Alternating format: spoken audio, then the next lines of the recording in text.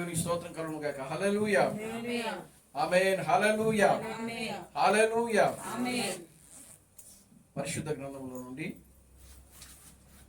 హెబ్రీయులకు రాసిన పత్రిక 2వ అధ్యాయము 13వ వాక్యాన్ని మనం చదువుదాం. పరిశుద్ధ గ్రంథంలో నుండి హెబ్రీయులకు రాసిన పత్రిక 2వ అధ్యాయము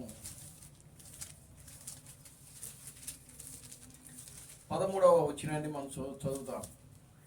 నేను ఆయనను నమ్ముకొని ఉందును అనియు ఇదిగో నేనును దేవుడు నాకు ఇచ్చిన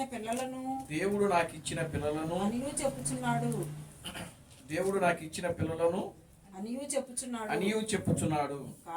కాబట్టి ఆ పిల్లలు రక్తమాంసము గలవారైనందున ఆ ప్రకారమే మరణము యొక్క బలము గల వానిని అనగా అపవాదిని మరణము ద్వారా నశింపచేయుటకును జీవిత కాలమంతయు మరణ భయము చేత దాస్యమునకు లోబడిన వారిని విడిపించుటకును ఆయన కూడా రక్తమాంసములలో పాలువాడాయను. ఆయన ఎంత మాత్రమును దేవదూతల స్వరూపమును ధరించుకొనక అబ్రహాము సంతాన స్వభావమును ధరించుకొని ఉన్నాడు. కావున ప్రజల పాపములకు పరిహారము కలుగు చేయుటకై దేవుని సంబంధమైన కార్యములలో కనికరమును నమ్మకమును గల ప్రధాన యాజకుడకు నిమిత్తము అన్ని విషయములలో ఆయన తన సహోదరుల వంటి వాడు కావలసి వచ్చెను.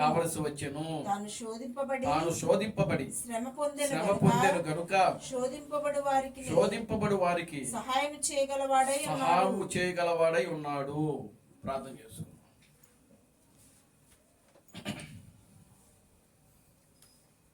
ఓ మమ్మలను మిక్కిలిగా ప్రేమించిన మా మంచి తండ్రి, జీవం గల దేవుడా, జీవాధిపతి, నిన్న నేడు నిరంతరము ఒకటే రీతిగా ఉన్న మా పరమ తండ్రి, నా ప్రభు అయిన అబ్రహాం క్రీస్తు నీ పవిత్రమైన పాదాలకు వందనాలు, స్తుతులు, స్తోత్రములు స్తోత్రములు స్తోత్రములు స్తోత్రములు స్తోత్రములు స్తోత్రములు ప్రభువా. నిశ్చయంగా నా ప్రభువా, మారని దేవుడా, ప్రభు అయిన అబ్రహాం క్రీస్తు నీ స్తోత్రములు నాయన. మార్పు లేని దేవుడా, ప్రభు అయిన అబ్రహాం క్రీస్తు నీ స్తోత్రములు నాయన. నిశ్చయముగా నా ప్రభువా, ఈ మధ్యాహ్న సమయంలో మేము చిన్న సంఘముగా కూడుకుని ఉన్నాము తండ్రి. అందును బట్టి మీకు వందనాలు, స్తుతులు, స్తోత్రములు ప్రభువా. ఈ మధ్యాహ్న సమయంలో నీ వాక్యమును ధ్యానించుటకు నాయన, నీ వాక్యం అనే పస్కాను మేము సమీపిస్తూ ఉండగా నా తండ్రి నాయన, మీరే మాతో ఈ వాక్యం అనే పస్కాను ప్రభువా విరచి వడ్డించమని మీ సన్నిధిలో ప్రార్థిస్తున్నాను తండ్రి. ఆనాడు ప్రభువా 12 మంది శిష్యులతో మీరు కూర్చొని ఇది నా శరీరమును అని చెప్పినైనా వారికి ఒక రొట్టెను విరిచి ఇది నా శరీరము, దీన్ని తీసుకుని తినుడని వారికి అప్పగించిన గొప్ప దేవుడు నాయన. ఈ చివరి దినములలో నా తండ్రి నిజమైనటువంటి నీ యొక్క శరీరమైనటువంటి వాక్యం అనే శరీరమును విరచి వడ్డిస్తున్నందుకే మీకు వందనాలు, స్తుతులు, స్తోత్రములు చెల్లిస్తున్నాను ప్రభువా. నిశ్చయముగా నా తండ్రి, ఈ వాక్యములో రాయబడింది ప్రభువా, మనుష్యుడు రొట్టె వలన మాత్రమే జీవించుడు గాని దేవుని నోటను వచ్చు ప్రతి మాట వలన జీవించునని నీ వాక్యములో రాయబడింది ప్రభువా. ఓ నా ప్రభువా, నీ వాక్యము నన్ను బ్రతికించుచున్నది, నా బాధలలో నాకు అదే నెమ్మదిని కలిగించుచున్నదని నీ వాక్యములో రాయబడింది ప్రభువా. నీ వాక్యము నా పాదములకు దీపము, నా త్రోవలకు వెలుగునై ఉన్నదని నీ వాక్యములో రాయబడింది ప్రభువా. నిశ్చయముగా ఈ చివరి దినాల్లో ప్రభువా, నీవు నాయన క్రీస్తు థామస్ని భూమి మీదకి పంపించి ఈ యొక్క చివరి కాలములో ఓ చివరి ఆఖరి ఘట్టములో సంఘమునకు మీరు ఏ వర్తమానము కావాలో నా తండ్రి, సంఘమునకునైనా ఆఖరి హెచ్చరికను, ఆఖరి వర్తమానాన్ని క్రీస్తు థామసు ద్వారా నాయన మీరు అనుగ్రహించినందుకే మీకు వందనాలు, స్తుతులు, స్తోత్రం ప్రభువా. నిశ్చయంగా నా ప్రభువా, మేము నాయన ఆ యొక్క సందేశాన్ని ప్రభువా జాగ్రత్తగా విని ఆ వాక్యాన్ని నాయన వినడమే కాకుండా మా హృదయంలో దాన్ని ధ్యానం చేస్తూ ఆ వాక్యానుసారంగా జీవించే జీవితాలు మీరు మాకు అనుగ్రహించమని మీ సన్నిధిలో ప్రార్థిస్తున్నాను తండ్రి. నిశ్చయంగా నా ప్రభువా, మీరే నీ వాక్యము ద్వారా మీరు మమ్మల్ని బలపరచండి.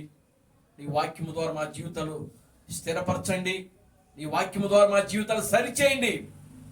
నీ వాక్యము ద్వారా నాయన మాలో ఉన్న ప్రతి బలహీనతలను, ప్రతి రోగములను, ప్రతి చీకటి కార్యములను, దయ్యపు కార్యములను మా ప్రభు అయిన క్రీస్తు నామములో గద్దించలేపరుస్తున్నాను తండ్రి. ఓ పరమ తండ్రి, మీకు వందనాలు, స్తుతులు, స్తోత్రం చెల్లిస్తున్నాం. నీ కార్యం జరిగించి మీరు మహిమ పొందమని జీవం కలిగిన నా ప్రభు అయిన క్రీస్తు ప్రణామని సర్వశక్తి కలిగిన నామములో ప్రార్థించి స్తుతించి వేడుకొనుచున్నాము. ఆమేన్. అందరూ కూర్చోండి.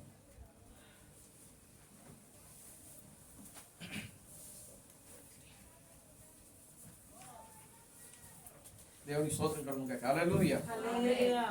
ఆమేన్. హల్లెలూయా. హల్లెలూయా. Glory to God. హల్లెలూయా.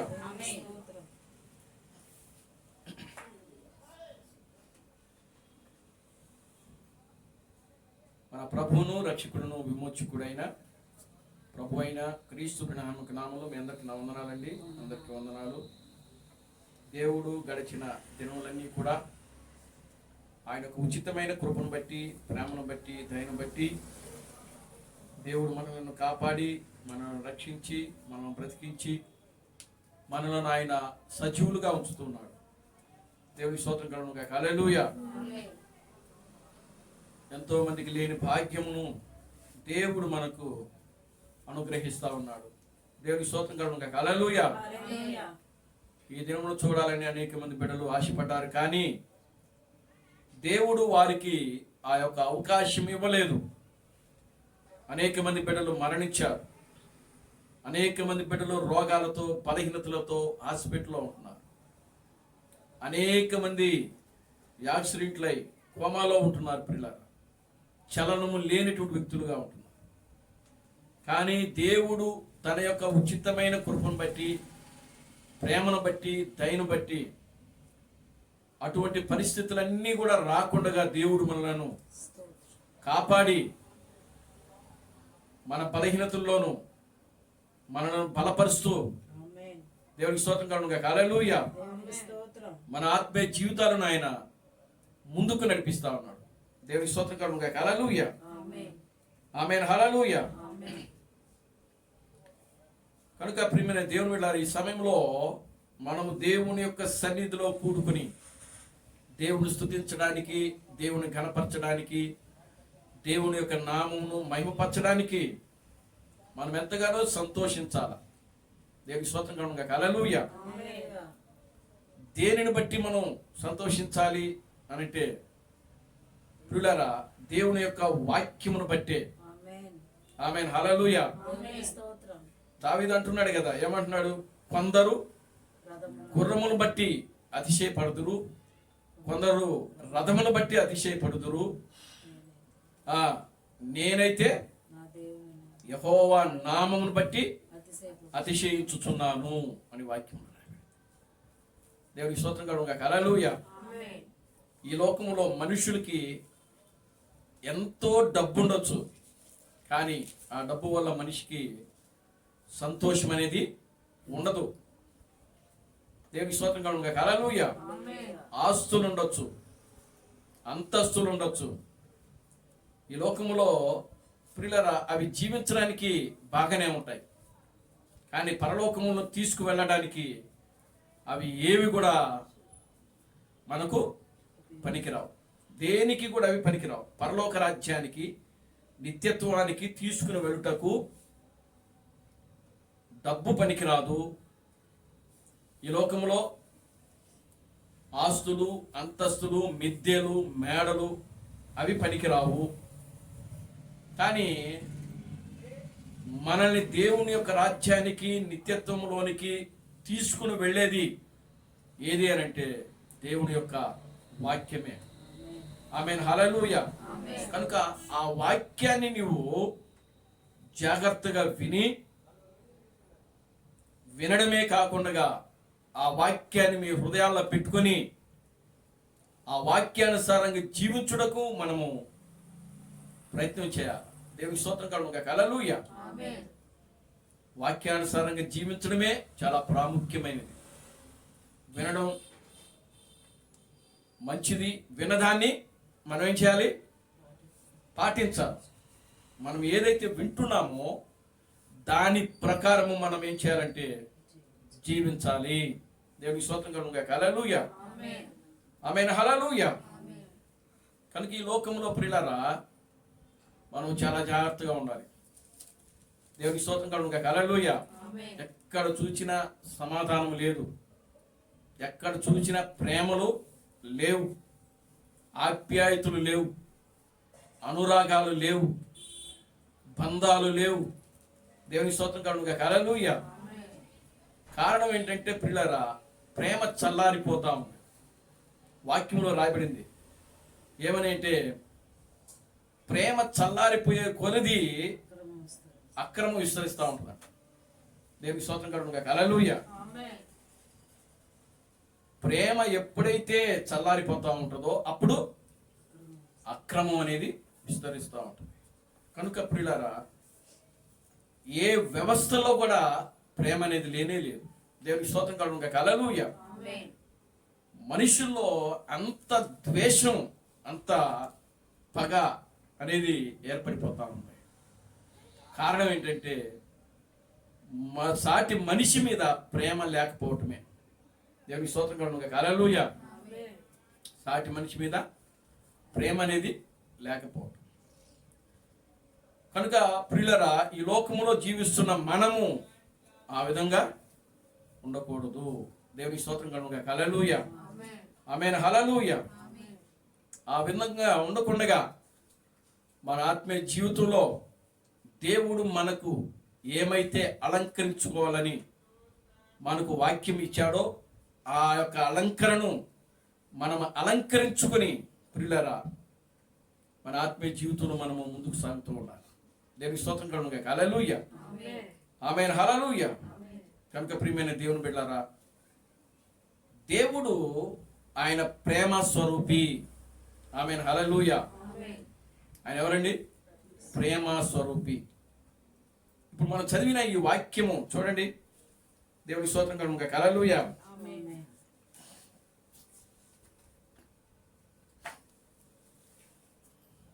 ప్రియులరా ఈ మధ్యాహ్న సమయంలో మనం ధ్యానం చేయబోయేటువంటి అంశం ఏంటంటే దేవుని నామానికి మహిమ కలుగుగాక. హల్లెలూయా. హలో సార్, మీరు కూడా చిలక మనిషేనా? అంశం. దేవుని స్తోత్రం కలుగుగాక. హల్లెలూయా. ఏంటండి?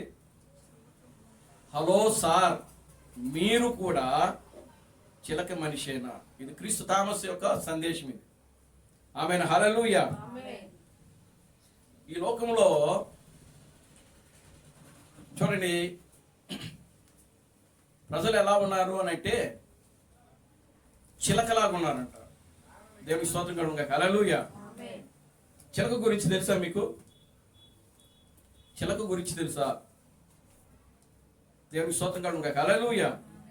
చూడండి చిలక పక్షులన్నిటిలో కూడా ఒక సామాన్యమైనటువంటి పక్షి అది. ఆమేన్, హల్లెలూయా. ఆ చిలకను ఒకడు ఏం చేస్తాడంటే తీసుకొచ్చుకొని పెంచుకుంటాడు. చిలక జ్యోతిష్కం ఉంటుంది కదా, చిలక జ్యోతిష్కం ఉంటుంది కదా, విన్నారు ఎప్పుడైనా? చిలక జ్యోతిష్కం గురించి విన్నారా? దేవుని స్తోత్రం కలుగుగాక. హల్లెలూయా. అప్పుడప్పుడు ఈ రోడ్డు మీద ఒక చిలకను పట్టుకుని ఒక వ్యక్తి చిలక ప్రశ్న చెప్తాం, చిలక ప్రశ్న చెప్తాం, చిలక ప్రశ్న చెప్తాం అని చెప్పి వెళ్తా ఉంటారు. దేవుని స్తోత్రం కలుగుగాక. హల్లెలూయా. ఆ చిలకు ఆ వ్యక్తిని మొట్టమొదటిగా ఏం చేస్తాడంటే ముందు ఆ వ్యక్తి తర్ఫీదు చేస్తాడు. ఆ వ్యక్తి ఏం చేస్తాడంటే చిలకని తీసుకొని అతను బాగా ఏం చేస్తాడంటే దాన్ని తర్ఫీదు చేస్తాడు. అంటే దానికి కొన్ని ట్రైనింగ్లు ఇస్తాడు. దేవునికి స్తోత్రం కలుగును గాక. హల్లెలూయా. ఏంటి ఆ ట్రైనింగ్లు అంటే, వాడు ఏ కార్డు అయితే తీయమని చెప్తాడో అదే కార్డు తీయాలి. దేవునికి స్తోత్రం కలుగును గాక. హల్లెలూయా. వాడు ఏ కార్డు అయితే తీయమని చెప్తాడో అదే కార్డు తీయాలి. లేదు ఎవరైనా ఒక వ్యక్తి వచ్చారనుకోండి, ఆ వ్యక్తికి ఈ వ్యక్తి నమస్కారం చేయమన్నప్పుడు అదేం చేస్తుందంటే నమస్కారం చేస్తుంది. నమస్కారం సార్ అంటది. ఏది? చిలక. దేనికి స్తోత్రం కలుగును గాక. హల్లెలూయా. ఎందుకు? ఆ విధంగా వాడు దానికి ఏం చేస్తున్నాడు? ట్రైనింగ్ ఇచ్చాడు, నేర్పించాడు. దేవునికి స్తోత్రం కలుగును గాక. హల్లెలూయా. అప్పుడు ఎవరైనా సరే, ఏ వ్యక్తి వెళ్ళినా, ఒక మగ మనిషి వెళ్ళినా లేదా ఒక ఆడ మనిషి వాడి దగ్గరికి జ్యోతిష్కానికి వెళ్ళినా, ఇది వెళ్ళగానే ఆ వ్యక్తులు వెళ్ళగానే ఈ చిలక ఏం చేస్తుందంటే నమస్కారం సార్ అంటూ ఉంటుంది. పురుషుడు వెళ్ళినా స్త్రీ వెళ్ళినా కూడా. దేవునికి స్తోత్రం కలుగును గాక. హల్లెలూయా.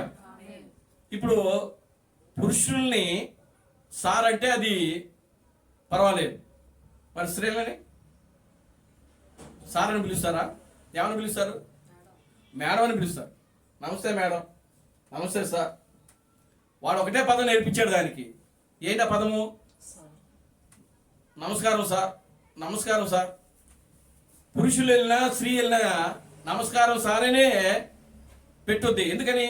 వచ్చినోడు పురుషుడా లేకపోతే స్త్రీ అని అది గ్రహించేటువంటి జ్ఞానము చిలకకు లేదు. దేవుని స్తోత్రం కలుగును గాక. హల్లెలూయా. వచ్చినటువంటి వ్యక్తి పురుషుడా లేదా స్త్రీయా అన్న ఒక విశిక్షణమైనటువంటి జ్ఞానము చిలకకు లేదు. దేవుని స్తోత్రం కలుగును గాక. హల్లెలూయా. కనుక ఏ వ్యక్తి వెళ్ళినా సరే, బాలుడు వెళ్ళినా, ఒక బాలిక వెళ్ళినా, పురుషుడు వెళ్ళినా, లేకపోతే ఒక స్త్రీ వెళ్ళినా, ప్రియులారా, అదేం చేస్తున్నా ఉంటుందంటే, ప్రియులారా నమస్కారం సార్, నమస్కారం సార్ అని చెప్తా ఉంటుంది. ఆ ఒక్క పదం తప్పనిచ్చి ఇంక వేరొక పదం దానికి రాదు. దేవుని స్తోత్రం కలుగును గాక. హల్లెలూయా. రెండవది, ఈ యొక్క వ్యక్తి ఆ చిలకకు ఎవరైనా స్త్రీ వెళ్ళారనుకోండి, వాడు చెప్తాడు, ఇదిగో మేడం గారు వచ్చారు, ఒక కార్డు ఆమెకు జాతకం గురించి చెప్పండి అని దాంతో మాట్లాడినప్పుడు అది ఒక కార్డు నెంబర్ తీస్తుంది. చూడండి, ఒక్క కార్డు నెంబర్ గురించే దానికి నేర్పిస్తాడు. ఇక వేరే కార్డు ఏది తీయదు. ఏ వ్యక్తి వెళ్ళినా సరే ఆ నెంబర్ కలిగినటువంటి కార్డు మాత్రమే తీస్తుంది, కానీ ఇక వేరే కార్డు అనేది తీయదు. దేవునికి స్తోత్రం కలుగును గాక. హల్లెలూయా. అంటే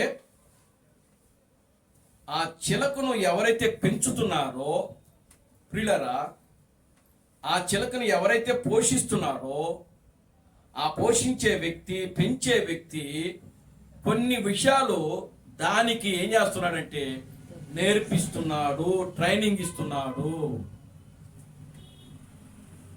కనుక సమాజంలోకి అది వచ్చినప్పుడు వాడు ఏదైతే నేర్పించాడో అదే చేస్తుంది, కానీ ఇంకా వేరేది చేయదు. అవకాశమే లేదు. ఇప్పుడు చూడండి, ఆ చిలకను పక్కన పెడితే ఇంకో కొన్ని చిలకలు తీసుకురండి, అవి మాట్లాడతాయా? ఎన్నో చిలకలు ఉన్నాయి కదా. ఏమండి, లోకములో అనేకమైనటువంటి చిలుకలు ఉన్నాయి, కానీ మరి ఆ చిలుకలన్నీ కూడా మాట్లాడటం లేదే. ఆ చిలకలన్నీ కూడా సార్ నమస్కారం సార్ అని అనట్లేదే. దేవుని స్తోత్రం కలుగును గాక. హల్లెలూయా. కారణం ఏంటంటే ఒక వ్యక్తి దాన్ని ఏం చేస్తున్నాడంటే పెంచాడు, పోషిస్తున్నాడు, దానికి కొన్ని మాటలు ఏం చేస్తున్నాడంటే తర్ఫీదు చేయుచున్నాడు. దేవునికి స్తోత్రం కలుగును గాక. హల్లెలూయా. కొన్ని మాటలు చిలకకు ఏం చేస్తున్నాడు? నేర్పిస్తున్నాడు.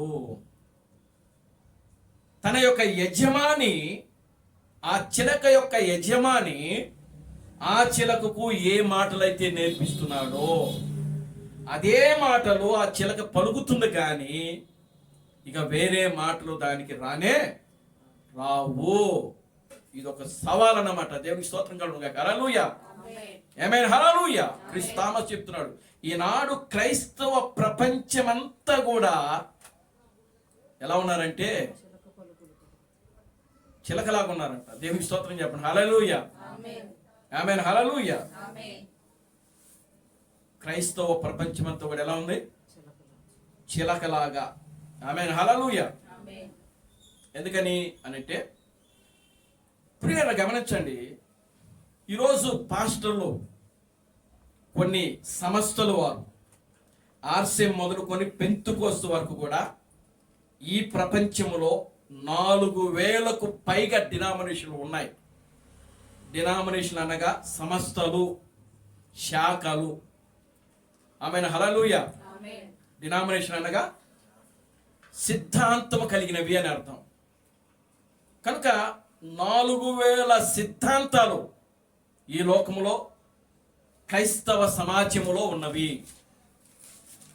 కనుక ఒక్కొక్క క్రైస్తవ సమాజము, ఒక్కొక్క డినామినేషన్, ఒక్కొక్క శాఖ, ఒక్కొక్క సిద్ధాంతాన్ని కలిగి ఉంది. దేవుని స్తోత్రం కలుగును గాక. హల్లెలూయా. ఏమండి, ఒక్కొక్క డినామినేషన్ అంటే 4000 డినామినేషన్లు ఉంటే ఇప్పుడు క్రైస్తవ ప్రపంచములో ఎన్ని సిద్ధాంతాలు ఉన్నాయి? 4000 సిద్ధాంతాలు ఉన్నవి. ఆమేన్. హల్లెలూయా. ఈ 4000 సిద్ధాంతాలు ఒక్కటి కూడా వాక్యానుసారమైనవి కావు. ఆమేన్. హల్లెలూయా. వాళ్ళు యేసుక్రీస్తును ఆరాధించవచ్చు, యేసుక్రీస్తు నామములో ప్రార్థన చేయొచ్చు, యేసుక్రీస్తు నామములో పాటలు పాడొచ్చు, యేసుక్రీస్తు నామములో ఇంకా ప్రియమైన దేవుని బిడ్డలారా వాళ్ళు చేయాలనుకున్నవన్నీ కూడా చేయవచ్చు. వారు ఏమి చేసినా అది ఎక్కడికి వెళుతుందంటే చూడండి, వాళ్ళకి ఎవరైతే దానిని నేర్పిస్తున్నారో వాళ్ళు వాళ్ళ పాస్టరు దగ్గర ఏదైతే నేర్చుకున్నారో వాళ్ళ యొక్క సంస్థ ఏదైతే, వాళ్ళ యొక్క సిద్ధాంతం ఏదైతే ఉన్నదో ఆ సిద్ధాంతాన్ని బట్టి, ఆ సాంప్రదాయాలను బట్టి, ఆ యొక్క ఆచారాలను బట్టి మాత్రమే వాళ్ళు నడుస్తారు. కానీ ప్రియులారా, దేవుని యొక్క వాక్య ప్రకారము నడవడానికి ఇష్టపడరు. దేవునికి స్తోత్రం కలుగును గాక. హల్లెలూయా. ఆమేన్. హల్లెలూయా. చూడండి ప్రియమైన దేవుని బిడ్డలారా, పరిశుద్ధ గ్రంథము దేవుడు ఒక్కడే అని చెప్తుంది. దేవుడు ఒక్కడే. ఒక్కడా ముగ్గురా? దేవుడు ఒక్కడైన బైబిల్ బోధిస్తుంది. మరి బైబిల్లో త్రిత్వ సిద్ధాంతం అనేది లేదు. దేవుడు త్రిత్వం అనే పదము బైబిల్లో లేదు, పరిశుద్ధ గ్రంథములో లేదు. దేవుడు ముగ్గురు అని పరిశుద్ధ గ్రంథములో లేదు. మరి ఈ త్రిత్వము సిద్ధాంతము, త్రిత్వములో ఏకత్వము, ఏకత్వములో భిన్నత్వము అనేటువంటి ఈ సిద్ధాంతము ఎక్కడి నుంచి వచ్చింది అంటే ఇది మానవుడు కల్పితం. ఇదంతా కూడా మనిషి కల్పించాడు. మనిషి ద్వారా మరొక మనిషికి ఏమైందంటే అది బోధించబడినది. దేవునికి స్తోత్రం కలుగును గాక. హల్లెలూయా. ఇప్పుడు చూడండి, ఈ లోకంలో క్రైస్తవుల్లో చాలా మంది ఏం చేస్తున్నారు? ట్రైనింగ్ చేస్తూ ఉంటారు, పాస్టర్లుగా తర్ఫీదు. అవునా? ఇప్పుడు రక్షణ సైన్యం వాళ్ళు తీసుకుందాం మనం ఉదాహరణ. వాళ్ళకు ఒక సిద్ధాంతం ఉంది. వాళ్ళు ఏంటంటే బాప్టిసాలు ఇవ్వరు. వాళ్ళ సిద్ధాంతం ఏంటంటే వాళ్ళకు ఒక జెండా ఉంటుంది. వాళ్ళకు ఒక జెండా ఉంటుంది. ఎవరైనా క్రీస్తును సొంత రక్షకుడిగా అంగీకరిస్తే వాళ్ళు ఏం చేస్తారంటే ఆ జెండా కిందకు మనిషిని తీసుకొచ్చి ఆ మనిషి చేత అక్కడ ఏం చేస్తారంటే ప్రమాణం చేపిస్తారు. దేవుని స్తోత్రం కలుగును గాక. హల్లెలూయా. అదొక సిద్ధాంతం. శాంతుడే వాళ్ళు ఉన్నారనుకోండి, వాళ్ళు శనివారం ఆరాధన చేస్తారు, ఆదివారం చేయరు. అదొక సిద్ధాంతం. దేవుని స్తోత్రం కలుగును గాక. హల్లెలూయా. కనుక ఈ లోకంలో ప్రియులారా గమనించండి, ఒక్కొక్క సంస్థకు ఒక్కొక్క సిద్ధాంతం ఉన్నది. ఆ సిద్ధాంతాన్ని బట్టి ఈ రోజు ఏం చేస్తున్నారంటే పాస్టర్లను తర్ఫీదు చేస్తున్నారు. ఇప్పుడు అక్కడ వాళ్ళు ఏదైతే తర్ఫీదు చేయబడుతున్నారో, అక్కడ వాళ్ళకి ఏదైతే బోధిస్తున్నారో, వాళ్ళు ఏదైతే వింటున్నారో, ఏదైతే నేర్చుకుంటున్నారో ప్రియులారా, వారు బయటకు వచ్చి దానినే బోధిస్తున్నారు. కానీ పరిశుద్ధాత్మ యొక్క సహాయం వల్ల వాళ్ళు బోధించబడటం లేదు. దేవునికి స్తోత్రం కలుగును గాక. హల్లెలూయా. ఆమేన్. హల్లెలూయా. అందుకే క్రీస్తు థామస్ అంటున్నాడు, హలో సార్, మీరు కూడా ఒక చిలక మనిషేనా అంటే, చిలక మనిషి అంటే అర్థం ఏంటంటే మీరు కూడా తర్ఫీదు చేయబడిన వారేనా అని అర్థం. ఆమేన్. హల్లెలూయా. చిలక మనిషి అని అంటే మీరు కూడా చిలకలాగా తర్ఫీదు తయారు చేయబడిన వ్యక్తులేనా? మరి మనం దేవునికి స్తోత్రం కలుగును గాక. హల్లెలూయా. మనం ఎవరమే? దేవుని నామానికి మహిమ కలుగును గాక. హల్లెలూయా. చూడండి, క్రీస్తు తామే చెప్తున్నాడు, మీరు అలా చెప్తే దేవునికి స్తోత్రం కలుగును గాక. హల్లెలూయా. ఓ క్రీస్తు బ్రహ్మం దేవుడని మీరు పలుకుచున్నారా అని ఒకవేళ బయట వ్యక్తులు మనల్ని అంటే ఆ వ్యక్తికి వాక్యము తెలియని వ్యక్తి అని అర్థం. ఆమేన్. హల్లెలూయా. దేవుడు ఒక్కడేని మనం బోధిస్తున్నాం. మరి ఈనాడు క్రైస్తవ ప్రపంచము తిర్తవము. ఒక వ్యక్తి ఉన్నాడు, నాకు తెలిసిన పాస్టర్ ఉన్నాడు, సింగనాడులో ఉంటాడు. ఆయన చర్చి పేరు త్రినీటి అంటే త్రియేక దేవుడు సంఘం అంట. ఆయన సంఘం దేవుని స్తోత్రం కలుగును గాక. హల్లెలూయా. ఏ సంఘం అది? అసలు పరిశుద్ధ గ్రంథంలో ఆ పేరు ఉంది. అసలు లేని పేరు పెట్టుకుని సంఘానికి, పరిశుద్ధ గ్రంథములో లేని పేరు సంఘానికి పెట్టుకుని వాళ్ళు దేవుని ఆరాధిస్తున్నారు. మరి దేవుడు ఆరాధనలో ఉంటాడా? దేవునికి స్తోత్రం కలుగును గాక. హల్లెలూయా. ఆమేన్. హల్లెలూయా. నీవు వెళ్ళే మందిరానికి నీవు ఏ దేవుడైతే కలిగి ఉన్నావో ఆ దేవుడి పేరు ఆ మందిరానికి ఉండాలా?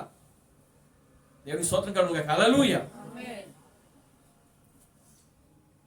కనుక ప్రియులారా గమనించండి, ఈరోజు క్రైస్తవంలో ఉన్నటువంటి విభేదాలు, క్రైస్తవంలో ఉన్నటువంటి సిద్ధాంతాలు, క్రైస్తవంలో ఉన్నటువంటి ఆచారాలు, క్రైస్తవంలో ఉన్నటువంటి మత భేదాలు ప్రియులారా ప్రపంచంలో ఎక్కడా లేవు. దేవుని నామానికి మహిమ కలుగును గాక. హల్లెలూయా. Glory to God. హల్లెలూయా. మీరు అలా చెప్తే మీరు గొప్ప ప్రమాదంలో ఉన్నారు. మీరు పరిశుద్ధాత్మకు వ్యతిరేకముగా పాపము చేసినందున దేవుని తీర్పు మీపై వేలాడుతుంది. దేవుని నామానికి మహిమ కలుగును గాక. హల్లెలూయా.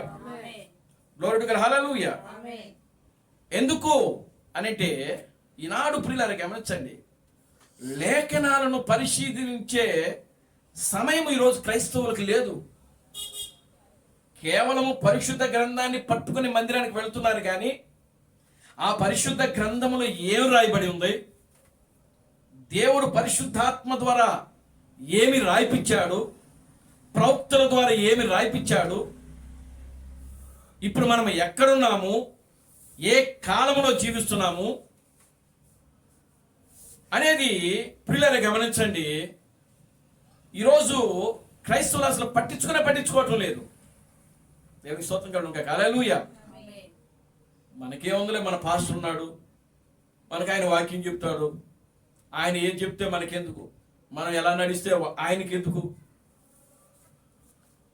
ఈరోజు ప్రియులారా గమనించండి, ఆ విధంగానే క్రైస్తవ ప్రపంచం ఉంది. కానీ నిజంగా పరిశుద్ధ గ్రంథంలో ఏం రాయబడింది దాన్ని చదువుదాము, దాన్ని పరిశీలన చేద్దాం, దాని ప్రకారము మనము నడుద్దామన్న ఒక ఆలోచన అనేది లేకుండానే ఉంటున్నారు నేటి క్రైస్తవ ప్రజలు.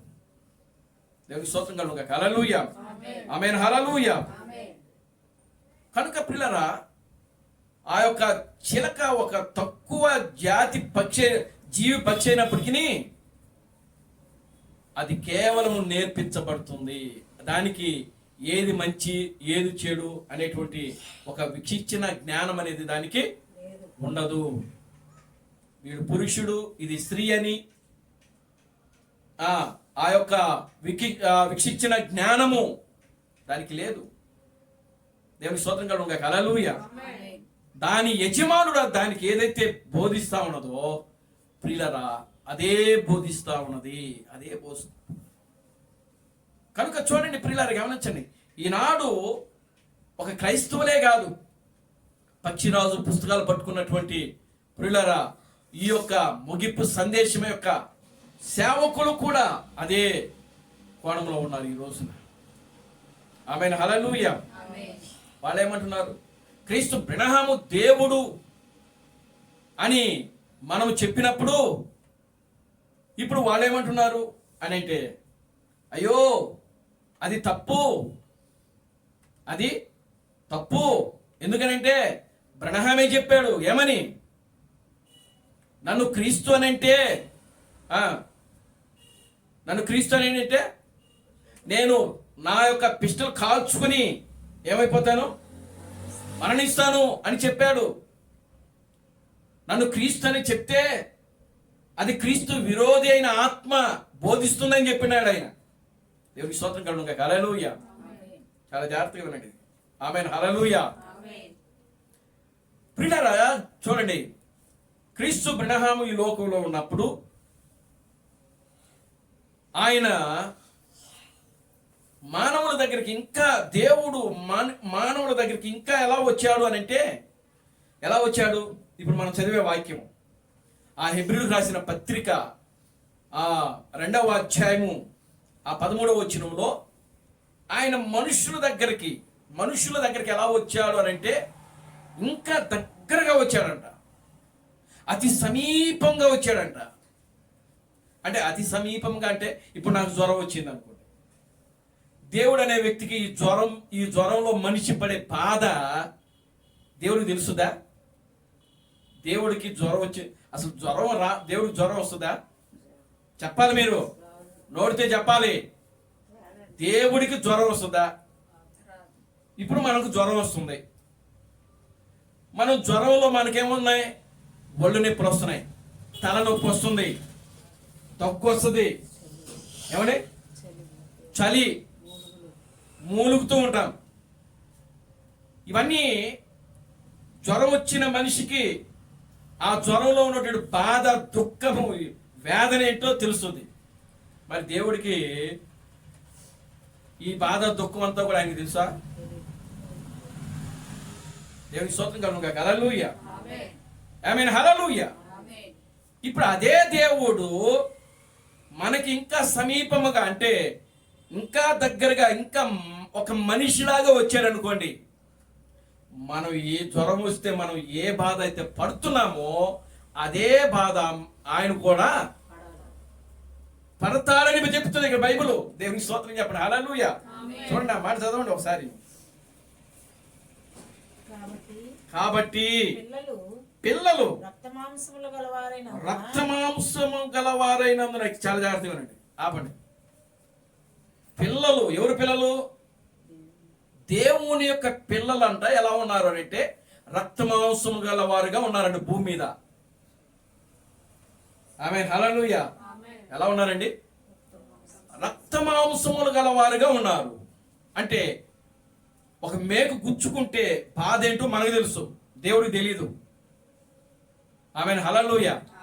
ఒక తేలు కుట్టింది అనుకోండి, ఆ బాధ ఏంటో మనకు తెలుసు, దేవుడికి తెలీదు. అదే తేలు దేవునికి కుట్టాలనంటే దేవుడు ఎలా రావాలి? మనం ఎట్లాగైతే ఉన్నామో అదే శరీరముతో, అదే రక్త మాంసములతో, అదే రక్తముతో, అదే మాంసముతో కూడా దేవుడు వస్తే దేవునికి స్తోత్రం కలుగును గాక. హల్లెలూయా. అప్పుడు తేలు కుట్టిన బాధ ఏంటో ఆయనకు తెలుస్తుంది. లేకపోతే ఒక మేకు గుచ్చుకుంది అనుకోండి, ఆయనకు కూడా అప్పుడు ఆ మేకు గుచ్చుకుంటే ఎంత బాధ ఉంటుందో అది ఆయనకు కూడా తెలుస్తుంది. ఆమె హల్లెలూయా. కనుక ఆదాము, ఇక్కడ క్రీస్తు థామస్ ఏం చెప్తున్నాడంటే, దేవునికి స్తోత్రం కలుగుగాక, హల్లెలూయా, ఆమేన్, హల్లెలూయా. ఈ చివరి సమయంలో దేవుడు తన గొప్ప విమోచన ప్రణాళికను పూర్తి చేసి మానవుడిని తన అసలు స్థితికి తిరిగి తీసుకుని వచ్చాడు. మరియు పరిశుద్ధాత్మ సంఘములో తాను ఇప్పటికే ఏమి సాధించాడో ప్రజలకు వెల్లడించాడు.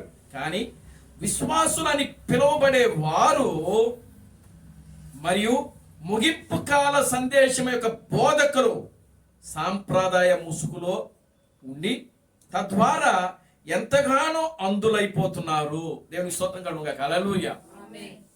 అంటే దేవుడు ఎంత సమీపముగా వచ్చాడో, ఎంత మానవుడికి దగ్గరగా వచ్చాడో, మానవుడు పడుతున్న రోగాల యొక్క బాధ, దుఃఖము, వేదన, శ్రమ, కష్టము, శోధన, నిందలు, అవమానాలు, దౌర్భాగ్య జీవితము, ప్రియులారా, ఇదంతా కూడా దేవుడు కూడా అనుభవించాడు. దేవుని స్తోత్రం కలుగుగాక, హల్లెలూయా, ఆమేన్, హల్లెలూయా. ఎందుకు అంటే దేవుని యొక్క విమోచన పథకములో అదొక గొప్ప ప్రణాళిక. మానవుడు దానిని అర్థం చేసుకోకపోవచ్చు, కానీ దేవుని యొక్క ప్రణాళిక, దేవుని ఆలోచన, దేవుని యొక్క చిత్తము, దేవుని యొక్క ఉద్దేశము ప్రియులారా మానవుడికి అర్థం కాకుండా ఉండొచ్చు. దేవుని స్తోత్రం కలుగుగాక, హల్లెలూయా. కానీ ఎన్నికలో, దేవుని ఆలోచనలో, దేవుని ప్రణాళికలో ఆయనకు కుమారులు, ఆయనకు కుమార్తెలు ఎవరైతే ఉన్నారో వారికి మాత్రం ఖచ్చితంగా దేవుడు దానిని ఏం చేస్తాడంటే గ్రహింప చేస్తాడు. ఎందుకు వాక్యంలో రాయబడింది ఆ విధంగా, ప్రకటించువాడును నేనే, దానిని గ్రహింపు చేయవాడును నేనే అని చెప్తున్నాడు ఆయన. దేవుని స్తోత్రం కలుగుగాక, హల్లెలూయా, ఆమేన్, హల్లెలూయా.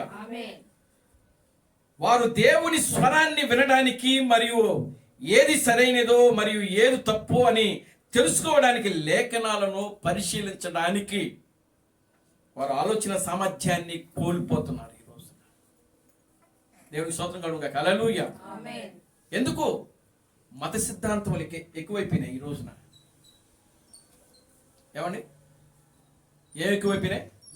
మత సిద్ధాంతములు ఎక్కువైపోయినాయి. ఓ క్రైస్తవంలో 4000 సిద్ధాంతాలు, మతాలు ఉంటే ఈ మత యొక్క సిద్ధాంతాలు ప్రియులారా క్రైస్తవంలో ఎక్కువైపోయినాయి. వాటి వలన మనిషి, మానవుడు ఇంకా ఏమైపోయాడంటే, ఏమైపోయాడు? విక్షిణమైపోయాడు, దిగజారిపోయాడు. ఎంతగా దిగజారిపోయాడంటే ఏది మంచో ఏది చెడో ఆ చిలకకి తెలియకుండా ఏ విధంగా అయితే ఉంటుందో ఈ మానవుడు, ఈ మనిషి కూడా ఆ స్థితికి దిగజారిపోయాడు. దేవుని స్తోత్రం కలుగుగాక, హల్లెలూయా. ఈరోజు మనుషుల్లో ప్రేమ లేదు. ఏది మంచో ఏది చెడో గ్రహించకుండానే ఉంటున్నారు ఈ రోజున. దేవునికి స్తోత్రం కలుగుగాక, హల్లెలూయా, గ్లోరీ టు గాడ్, హల్లెలూయా. ఎవడా ఉన్నాం కదా, ఈరోజు ప్రజలు ఎలా ఉన్నారు? ఏది మంచో ఏది చెడో మాట్లాడే స్థితిలో ఉన్నారా? లేరు. తప్పేంటో ఒప్పేంటో తెలిసినా కూడా మాట్లాడటం లేదు. దేవుని స్తోత్రం కలుగుగాక, హల్లెలూయా. ఎందుకో వారి సామర్థ్యాన్ని కోల్పోతున్నారు. దయ్యపు శక్తి మనుషుల మీద ఏం చేస్తుంది? పని చేస్తుంది. ఇక లోకపు దేవత దాని యొక్క శక్తి, దాని యొక్క సామర్థ్యము ఎక్కడ ఉంచుతుంది? ప్రజల మీద ఉంచుంది. ఈ రోజున దాని శక్తి ఏమిటో, దాని యొక్క సామర్థ్యం ఏంటో ఈరోజు క్రైస్తవ ప్రపంచంలో ఉంది. అందుకని నేడు క్రైస్తవ ప్రపంచము ప్రియులారా దేవుని యొక్క సామర్థ్యాన్ని, దేవుని యొక్క వాక్యము ఏది తప్పు ఏది సరైనది తెలుసుకోలేనటువంటి స్థితిలో, గ్రహించలేనటువంటి స్థితిలో ఉంటున్నారు. కారణం ఏంటంటే ఇకలోక సంబంధమైన దేవత వాళ్ళ యొక్క మనోనేత్రములకు ఏం చేసిందంటే గుడ్డితనము కలుగు చేస్తుంది. గ్లోరీ టు గాడ్, హల్లెలూయా, ఆమేన్, హల్లెలూయా. ఈ వ్యక్తులు, ఇలాంటి వ్యక్తులు ఈ సామర్థ్యాన్ని కోల్పోతా ఉన్నారు. మనుషులు దేవుని యొక్క శక్తిని, సామర్థ్యాన్ని కోల్పోయారు. ఎందుకు అంటే మనుషులు కల్పించిన సిద్ధాంతములలో బడి, మనుషులు కల్పించిన సిద్ధాంతములలో, ఆచారములలో పడి దేవుని యొక్క శక్తిని, సామర్థ్యమును వాళ్ళు రుచి చూడకుండగా, తెలుసుకోకుండా ప్రియులారా ఏమైపోతున్నారంటే వాళ్ళు ఆ యొక్క శక్తిని, సామర్థ్యమునకు దూరం అయిపోతున్నారు. అలాంటి వారినే క్రీస్తు థామస్ అంటున్నాడు, వాళ్ళు చిలక మనుషులు. చిలక కాదా, ఆ యొక్క తర్ఫీదు చేయబడింది ఏదైతే ఉన్నదో దానిని మాత్రమే వాళ్ళు మాట్లాడతారు. దేవుని స్తోత్రం కలుగును గాక, హల్లెలూయా. మీరు చూడండి, దేవుడు త్రిత్వము ఎక్కడుంది బైబిల్ అని అడిగితే వాళ్ళు దాన్ని చూపించలేరు. చూపిస్తారా? ఎందుకని? బైబిల్లో లేదు అది. దేవుడు త్రిత్వము, త్రియేక దేవుడు అనేది బైబిల్లో లేదు. దేవుని స్తోత్రం కలుగును గాక, హల్లెలూయా. 12 మంది శిష్యులు యేసుక్రీస్తు నామములో బాప్తిసం ఇచ్చారు. తండ్రి, కుమార, పరిశుద్ధాత్మ నామములో ఏ ఒక్కరు కూడా ఎక్కడ బాప్తిసాలు ఇవ్వలేదు. ఎందుకు ఇవ్వలేదని అడిగితే వాళ్ళ దగ్గర సమాధానం ఉండదు. దేవుని స్తోత్రం చెప్పండి, హల్లెలూయా. ఎందుకు అనంటే వాళ్ళు ఆ విధంగా తర్ఫీదు చేయబడుతున్నారు. వాళ్ళకి ఏదైతే తర్ఫీదు చేయబడుతున్నారో, వాళ్ళకి ఏదైతే నేర్పించబడుతుందో, వాళ్ళకి ఏదైతే బోధించబడుతుందో వాళ్ళు దానినే మాట్లాడతారు. కానీ ఒకవేళ పరిశుద్ధాత్మ వచ్చి వాళ్ళకి ఇది వాక్యానుసారంగా అని చెప్పినా సరే దానిని గ్రహించలేనటువంటి ఆ స్థితిని వాళ్ళు ఏమైపోతున్నారంటే కోల్పోతున్నారు. దేవుని నామానికి మహిమ కలుగును గాక, హల్లెలూయా. గ్లోరీ టు గాడ్, హల్లెలూయా, ఆమేన్, హల్లెలూయా. కనుక అలాంటి క్రైస్తవ వారిని దేవుడు ఏమంటున్నాడంటే చిలక మనిషి, ఓ చిలక మనిషి. దేవుని స్తోత్రం కలుగును గాక, హల్లెలూయా. నేటి క్రైస్తవ పాస్టర్లు అంతా ఎవరు? చిలక పాస్టర్లు. వీళ్ళు వాళ్ళు వేరే వాళ్ళ దగ్గర తర్ఫీదు అవుతారు. వాళ్ళు వచ్చి వాళ్ళ యొక్క సంఘంలో ఉన్న విశ్వాసులకు బోధిస్తారు. ఎవరు వీళ్ళంతా? చిలక మనుషులు, చిలక పాస్టర్లు, చిలక విశ్వాసులు. ఆమేన్, హల్లెలూయా. అంటే మానవుడు చేత తర్ఫీదు చేయబడినటువంటి వ్యక్తులు, దేవుడి చేత కాదు. ఆమేన్, హల్లెలూయా. మోషే దేవుని చేత తర్ఫీదు చేయబడ్డాడు. ఆమేన్, హల్లెలూయా. యెహోషువ దేవుని చేత తర్ఫీదు చేయబడ్డాడు. 12 మంది శిష్యులు దేవుని చేత తయారు చేయబడ్డారు.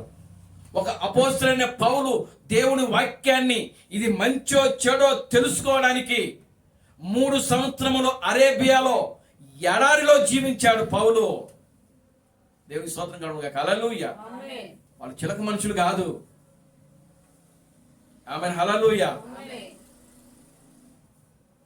కనుక ప్రియమైన దేవుని బిడ్డలారా గమనించండి, ఈరోజు సత్యమునకు, సర్వ సత్యమునకు వ్యతిరేకముగా ఏదైతే బోధించబడుతున్నదో, వాక్యమునకు, పరిశుద్ధాత్మకు వ్యతిరేకముగా ఏదైతే బోధించబడుతున్నదో అదంతా కూడా ప్రియులారా ఏ మాటలు అవి? చిలక పలుకులు, చిలక మాటలు. దేవునికి స్తోత్రం కలుగును గాక, హల్లెలూయా, ఆమేన్, హల్లెలూయా. చూడండి, లేఖనాలను పరిశీలించండి. ఏం చేయాలండి? ప్రతి వ్యక్తి పరిశుద్ధ గ్రంథాన్ని పట్టుకున్న ఏ వ్యక్తి అయినా సరే ఆ వ్యక్తి ఏం చేయాలంటే లేఖనాల దగ్గరికి రావాలి, చరిత్ర దగ్గరికి రావాలి. దేవునికి స్తోత్రం కలుగును గాక, హల్లెలూయా. కనుక చరిత్ర, పరిశుద్ధ గ్రంథాన్ని రెండింటిని మనం కలుపుకుంటే అప్పుడు మనం ఎక్కడున్నాం, మనం ఎంతవరకు క్రైస్తవ సంఘం ఎదిగింది, క్రైస్తవ సంఘం ఎదిగిందా లేదా, దేవునికి స్తోత్రం కలుగును గాక. హల్లెలూయా అనేది మనకు అర్థమవుతుంది. లేఖనాలను పరిశీలించకుండా మనము అక్కడే ఉంటే ప్రియులారా, మనం దేనికి కూడా, వాళ్ళందరూ కూడా మనుషుల చేత తయారు చేయబడిన వ్యక్తులు. ఆమేన్. హల్లెలూయా. Glory to God. హల్లెలూయా.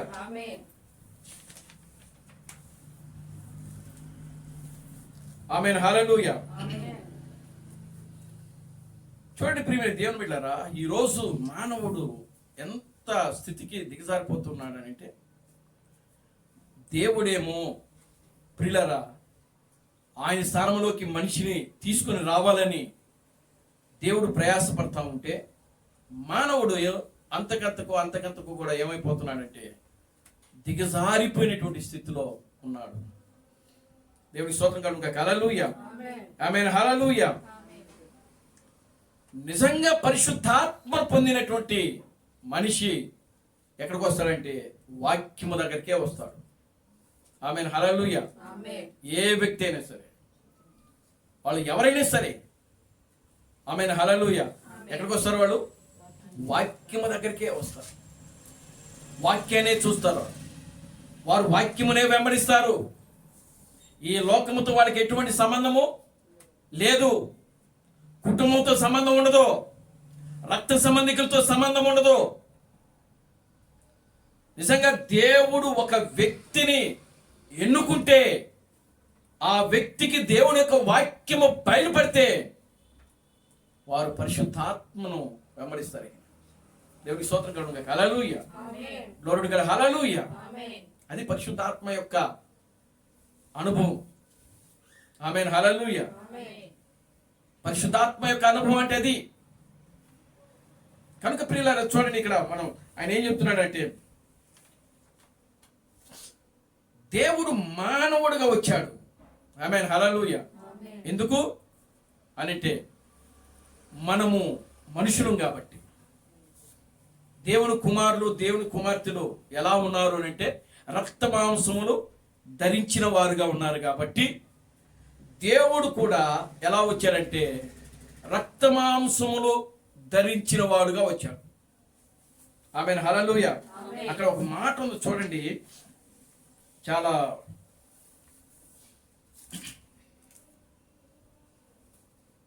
17వ వచనం. కావున ప్రజల పాపములకు పరిహారము కలుగు చేయుటకై దేవుని సంబంధమైన కార్యములలో కనికరమును నమ్మకమును గల ప్రధాన యాజకుడు అన్ని విషయములలో ఆయన తన సహోదరుల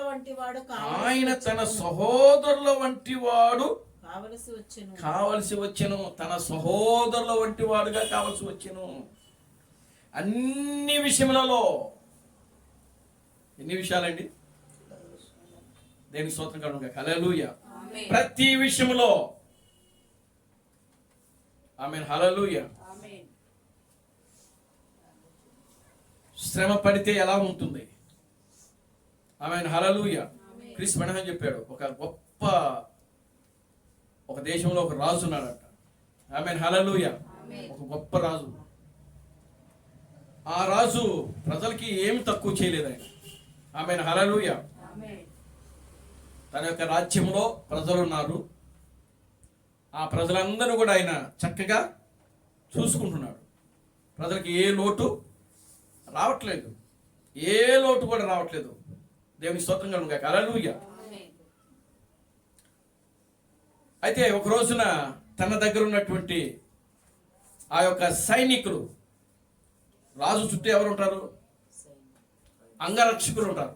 దేవుని స్తోత్రం కలుగును గాక. హల్లెలూయా. ఎవరండి? అంగరక్షకులు ఉంటారు. ఒకరోజు ఆ రాజు అంగరక్షకులతో చెప్పాడంట, సైనికులతో చెప్పాడు. ఏమని చెప్పాడంటే, ఈరోజు మీరు నన్ను ఆఖరిగా చూస్తున్నారు, మళ్ళీ కొన్ని సంవత్సరాల తర్వాత మళ్ళా చూస్తారని చెప్పాడు. దేవుని స్తోత్రం కలుగును గాక. హల్లెలూయా. అదేంటి రాజా, ఏంటి మీరు ఎక్కడికన్నా విదేశాలకు వెళ్తున్నారా? అని చెప్పేసి ఈ యొక్క అంగరక్షకులు ఆయన ఏం చేశారు, అడిగారు. దేవుని స్తోత్రం కలుగును గాక. హల్లెలూయా. లేదు నేను వేరే దేశంలోకి ఎక్కడికి వెళ్ళటం లేదు, అయితే మన దేశంలో మన ప్రజల మధ్యలోకి నేను వెళ్ళబోతున్నాను. దేవుని స్తోత్రం కలుగును గాక. హల్లెలూయా. ఇప్పుడు చూడండి, ఒక రాజు యొక్క స్థితిలో ఉన్నటువంటి వ్యక్తి ప్రజలు పడేటువంటి బాధ, ప్రజలు పడేటువంటి ఏమండి దుఃఖము, వేదన రాజుకుంటుందా? ఉండదు. ఎందుకని? అసలు ఆయనకి ఆ విధమైనటువంటి బాధ, కష్టము. ఇప్పుడు సిమెంట్ మోసే వ్యక్తి సిమెంట్ బస్తాలు మోస్తూ ఉంటారు కదా, ఆ సిమెంట్ బస్తాలు ఎంత బలంగా ఉంటుందో ఆ బస్తా మోసేటప్పుడు ఆ వ్యక్తి ఎంత బాధపడతాడో రాజుకు తెలుస్తుందా? తెలీదు. దేవునికి స్తోత్రం కలుగును గాక. హల్లెలూయా.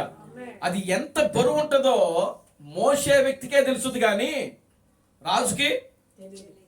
అప్పుడు రాజు అన్నాడు, నేను ఇదిగో ఫలానా వ్యక్తులతో నేను పని చేయబోతున్నాను, శ్రమించి పనిచేసేవాడితో నేను చేయబోతున్నాను, నేను వాళ్ళ దగ్గరికి వెళ్ళబోతున్నాను. వాళ్ళ యొక్క కష్టాలు, వాళ్ళ యొక్క దుఃఖములు ఇంకా నేను బాగా తెలుసుకోవడానికి నేను వారిలో ఒకడిగా మారబోతున్నాను అని చెప్పాడు. ఎవరితో? సైనికులతో. దేవునికి స్తోత్రం కలుగును గాక. హల్లెలూయా. వెంటనే ఆ మాట చెప్పి రాజు ఏం చేశాడంటే కిరీటాన్ని సింహాసనం మీద పెట్టి తీసేసి తన యొక్క రాజవస్త్రాలను తీసి ఏమండి ఆ మంచం మీద పెట్టి ఒక రైతు యొక్క వస్త్రాలు ధరించాడు. దేవునికి స్తోత్రం కలుగును గాక. హల్లెలూయా. అప్పుడు ప్రజల మధ్యలోకి వెళ్ళాడు ఆయన. ఆమేన్. హల్లెలూయా. తాపి పని చేసే వాళ్ళ దగ్గరికి వెళ్ళి తాపి పని చేశాడు. ఇటుకలు మోసే వాళ్ళ దగ్గరికి వెళ్ళి ఇటుకలు మోసాడు. సిమెంట్ బస్తాలు మోసే వాళ్ళ దగ్గరికి సిమెంట్ బస్తాలు మోసాడు. దేవుని స్తోత్రం కలుగును గాక. హల్లెలూయా. ఎవరైనా రాజు. ఆమేన్. హల్లెలూయా. ఒక గొప్ప రాజు, దేశాన్ని పరిపాలించే ఒక రాజు ప్రజలను ఎంతో తనతో కూడా తన ప్రేమతో ప్రజలను పాలిస్తున్నటువంటి రాజు ఆయన.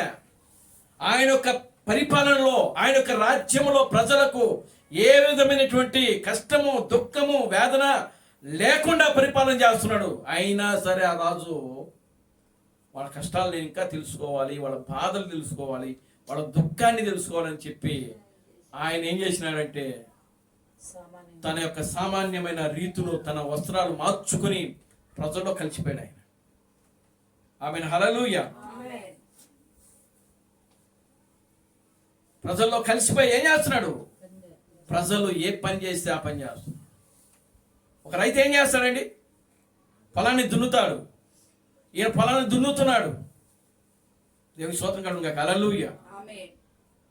చూడండి, రాజుకి సూర్యరశ్మి ఒంటి మీద పడటం తెలీదు, తెలుసుదా? కానీ రైతుకి సూర్యరశ్మి పడగానే ఆ శరీరము ప్రియులరా ఆ వేడి ఎంత వేడిగా ఉంటుందో అతనికి తెలుసు. దేవుని స్తోత్రం కలుగును గాక. హల్లెలూయా.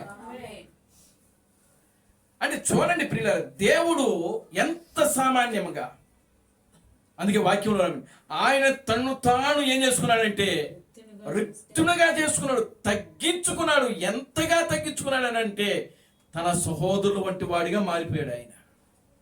ఇక తన సహోదరులు వంటిగా మారాడు అని చెప్పడానికి ఇంకొక పదము దాని తర్వాత ఇంకొకటి లేదు. దేవుని స్తోత్రం కలుగును గాక. హల్లెలూయా.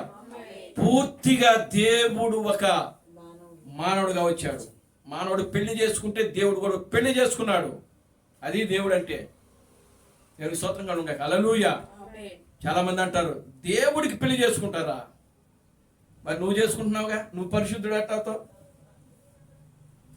పెళ్లి చేసుకున్న వ్యక్తి పరిశుద్ధుడుగా ఉండడు అని అంటే మరి ఈరోజు మానవుల పరిస్థితి ఏంటి? ఏమండి? పెళ్లి చేసుకున్న ప్రతి క్రైస్తవుడు కూడా పరిశుద్ధుడు కాలేడు. ఆమేన్. హల్లెలూయా. అవునా? అవునా కదా? దేవుని స్తోత్రం కలుగును గాక. హల్లెలూయా. ఎందుకు? వాక్యం చెప్తున్నా, ఆయన మనలో ఒక్కడిగా వచ్చాడు. మనలాగా మారాడు. పూర్తిగా మన శరీరమును, మన రక్తాన్ని తీసుకున్నాడు ఆయన. ఒక మానవుడిలో తల్లిదండ్రుల యొక్క రక్తము ప్రవహిస్తూ ఉంటుంది, దేవునిలో కూడా అదే రక్తం ప్రవహిస్తూ ఉన్నది. అందుకే ఆయన మనకు ఒక సమీప బంధువుడుగా మారాడు ఆయన. ఆమేన్, హల్లెలూయా. విమోచకుడగు సమీప బంధువుడుగా మారాడు ఆయన. ఆమేన్, హల్లెలూయా.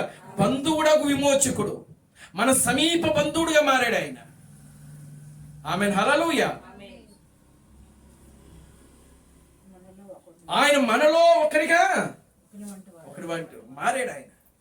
ఎంత దగ్గరకు వచ్చాడో చూడండి. అదే చెప్తున్నాడు. ప్రజలు దానిని గ్రహించలేకపోతున్నారు.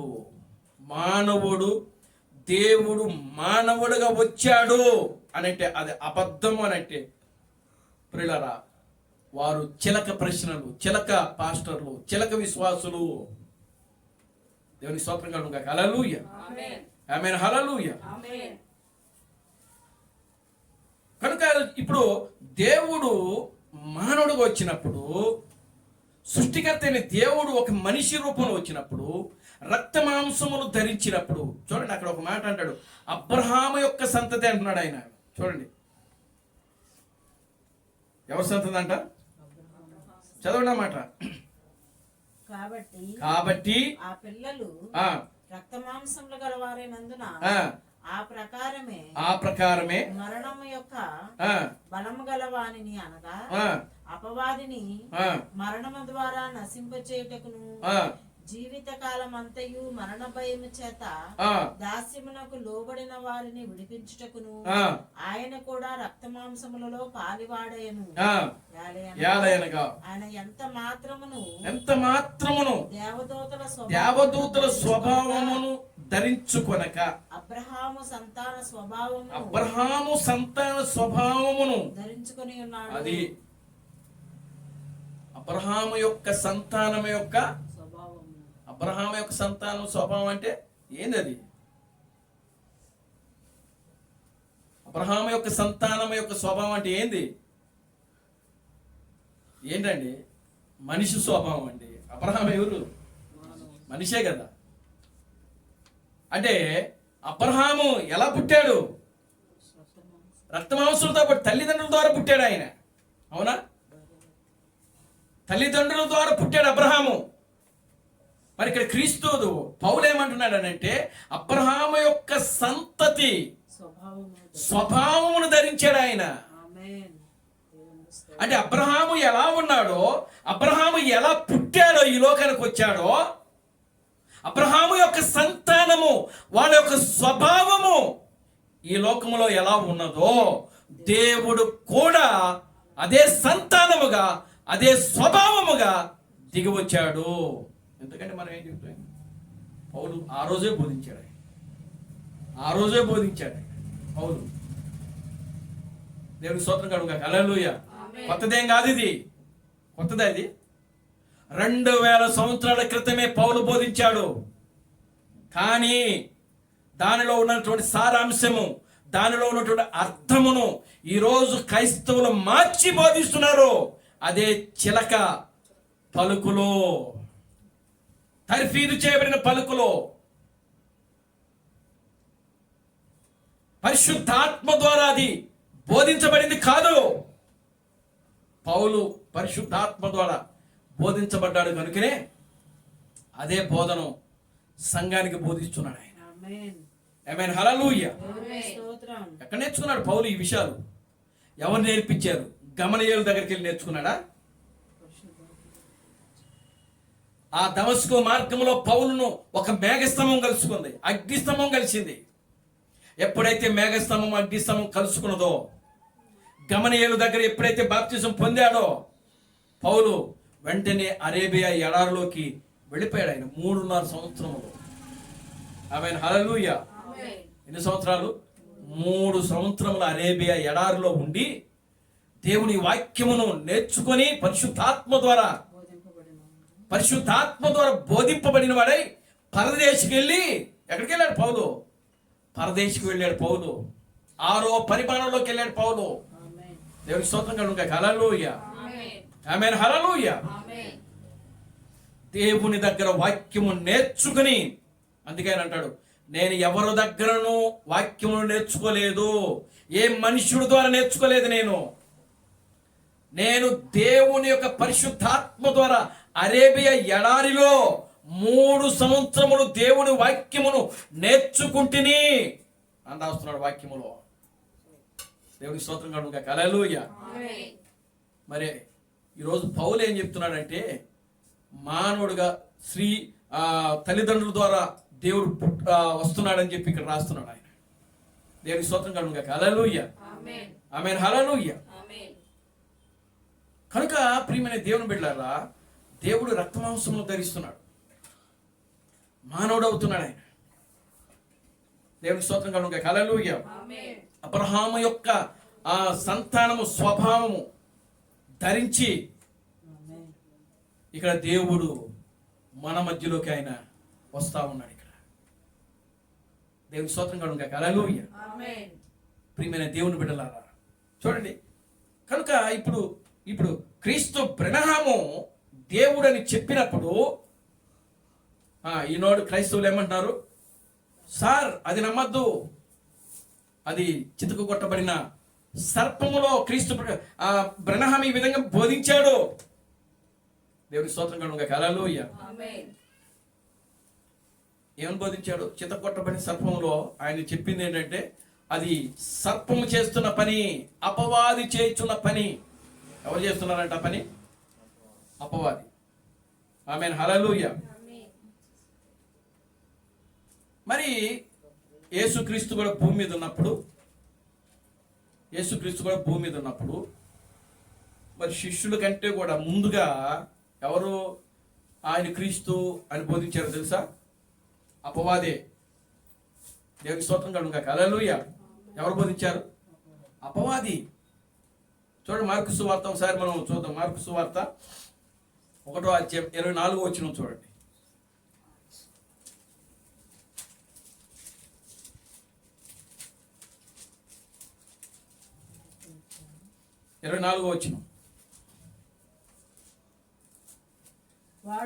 వాడు నజరేయుడగు యేసు మాతో నీకేమి మమ్మల్ని నశింపచేయుటకు వచ్చితివా?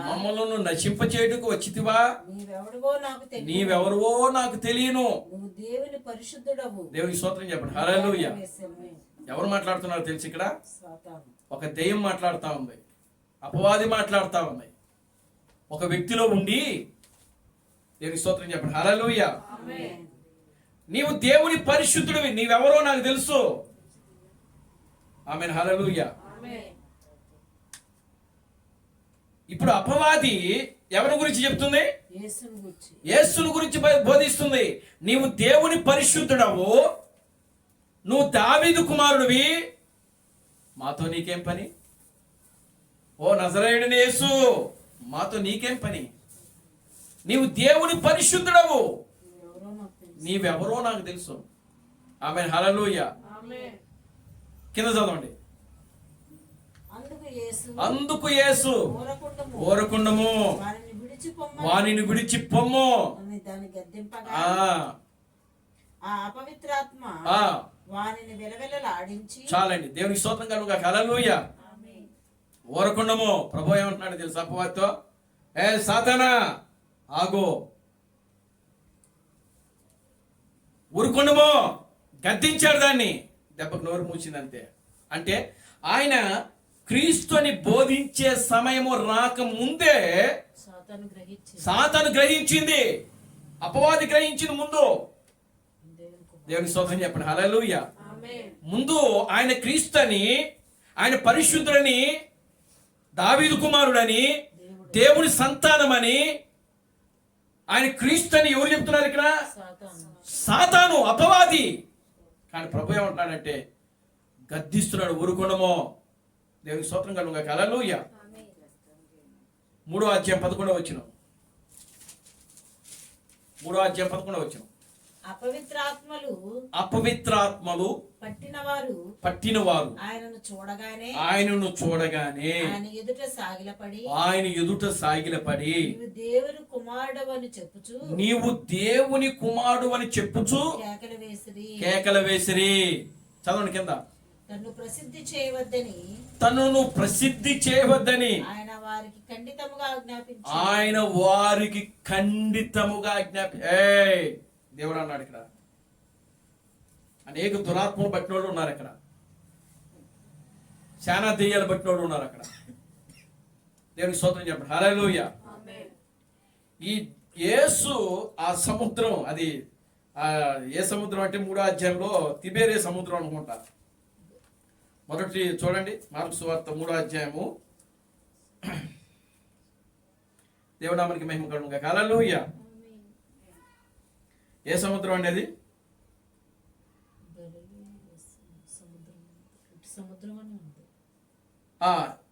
చూడండి, అక్కడ సముద్రము, బహుశా గలిలీ సముద్రము. అక్కడ ఆ చుట్టుపక్కల అందరూ కూడా ఎవరు ఉన్నారంటే దెయ్యాలు పట్టిన వాళ్ళు ఉన్నారు. దేవునికి స్తోత్రం కలుగును గాక. హల్లెలూయా. యేసు అక్కడ చిన్న దోణి దిగి అడుగు పెట్టగానే ఈ దెయ్యాలు పట్టిన వాళ్ళందరూ కూడా ఆయన కాళ్ళ మీద పడ్డారు. గుంపులుగా వచ్చింది. దేవునికి స్తోత్రం చెప్పండి. హల్లెలూయా. యేసు నిలబడగానే, ఆమేన్, హల్లెలూయా. యేసు అక్కడ నిలబడగానే దెయ్యాలు పట్టిన వాళ్ళందరూ కూడా పరిగెత్తుకుంటూ వచ్చి ఆయన కాళ్ళ మీద పడ్డారు. దేవునికి స్తోత్రం కలుగును గాక. హల్లెలూయా. అప్పుడు వెంటనే దెయ్యాలు అంటున్నాయి, ఆ దెయ్యాలు ఆయనతో మాట్లాడుతున్నారు. అపవిత్రాత్మ పట్టినోళ్ళు యేసుతో మాట్లాడుతున్నారు. ఏమని? నీవు దేవుని కుమారుడవు అని చెప్పి కేకలు వేస్తున్నారు వాళ్ళు. ఆమేన్, హల్లెలూయా. ఎవరంటే యేసు. మరి యేసు ఏమంటున్నాడు ఇప్పుడు వాళ్ళని చూసి? చదవండి అది కూడా. తమను ప్రసిద్ధి చేయవద్దని. అప్పుడు ఆయన ప్రసిద్ధి చేయబడే సమయం కాదు అది. ఆమేన్, హల్లెలూయా. ఏమండి? అప్పుడు ఆ సమయము ఇంకా ఆయన ప్రసిద్ధి చేయబడే సమయము కాదది. ఆయన క్రీస్తుని, దేవుని కుమారుడని, పరిశుద్ధుడని, నీతిమంతుడని బోధించబడే సమయం కాదది. ఆ సమయం రాకముందే ఈ దెయ్యాల పట్టిన వాళ్ళందరూ కూడా ఆయన ఏం చేస్తున్నారంటే ప్రసిద్ధి చేయడం మొదలు పెడుతున్నారు. మరి దేవుడు ఏం చేసినాడు? నన్ను ప్రసిద్ధి ఇప్పుడే చేయొద్దు, ఖండితముగా ఏం చేశాడంట? ఖండితముగా ఏం చేశాడు? ఆజ్ఞాపించాడంట. దేవునికి స్తోత్రం చెప్పండి. హల్లెలూయా. 5వ అధ్యాయం 7వ వచనం, మార్కు సువార్త 5వ అధ్యాయం 7వ వచనం. యేసు సర్వోన్నతమైన దేవుని కుమారుడా, నాతో నీకేమి? నన్ను బాధపరచుకుమని దేవుని పేరట నీకు ఆనబెట్టుచున్నానని బిగ్గరగా కేకలు వేసెను. ఆయన అపవిత్రాత్మ ఈ మనుషుని విడిచిపోమ్మని వానితో చెప్పాను. మరియు ఆయన నీ పేరేమని వారిని అడుగగా వాడు నా పేరు సేన అనగా మేము అనేకులమని చెప్పి తమ నా దేశంలో నుండి తోలివేయవద్దని ఆయనకు మిగుల బతిమాలుకొనెను. చాలండి. దేవునికి స్తోత్రం కలుగును గాక. హల్లెలూయా. ఇది ఎక్కడ జరిగిందండి? గెరాసేన అనే దేశంలో జరిగింది. ఎక్కడ జరిగింది? గెరాసేన 5వ అధ్యాయం 1వ వచనంలో ఉంటది. యేసు ఏం చేశాడంటే అద్దరికి వెళ్ళాడు. గెరాసేన అనే దేశానికి వెళ్ళాడు. అక్కడ దోణి దిగి అడుగు పెట్టాడు అంతే. వాడు ఎక్కడున్నాడు? సమాధుల్లో ఉన్నాడు. సమాధుల్లో నుంచి పరిగెత్తుకుంటూ వచ్చాడు. ఎక్కడికి? యేసు దగ్గరికి. దేవునికి స్తోత్రం చెప్పండి. హల్లెలూయా. సమాధుల్లో నుంచి పరిగెత్తుకుంటూ వచ్చాడు యేసు దగ్గరికి. ఏమన్నాడు? దావీదు కుమారుడైనా యేసు, దేవుని కుమారుడా, నాతో మీకేమి పని? నీ పేరేమిటంటే, నా పేరు సేన. వాళ్ళు ఎంతమంది ఉన్నారు తెలుసా? 2000 దెయ్యాలు ఉన్నాయి వాళ్ళు. దేవునికి స్తోత్రం చెప్పండి. హల్లెలూయా. వాళ్ళలో ఉన్న దెయ్యాన్ని ఎలగొడితే వాడు ఏడుకున్నాడు. ఆ దెయ్యాలన్నీ కూడా వేడుకున్నాయి. ఏమని ఏడుకున్నాయంటే, మమ్మల్ని బాధ పెట్టొద్దు, ఇదిగో నువ్వు ఆజ్ఞాపిస్తే ఆ ఎదురుగా పందులు ఉన్నాయి, ఆ పందుల్లోకి వెళ్ళి మేము దూరతామని అన్నది. అవునా? ఉందా అక్కడ? దేవుని స్తోత్రం చెప్పండి. హల్లెలూయా. సరే వెళ్ళండి అన్నారు ఆయన. ఆ పందులలో ప్రవేశించినట్లు ఆ పందులలో ప్రవేశించున్నట్లు మమ్మను వాటి వద్దకు వద్ద పంపుమని ఆ దయ్యములు ఆయనను బతిలాడుకున్నాయి.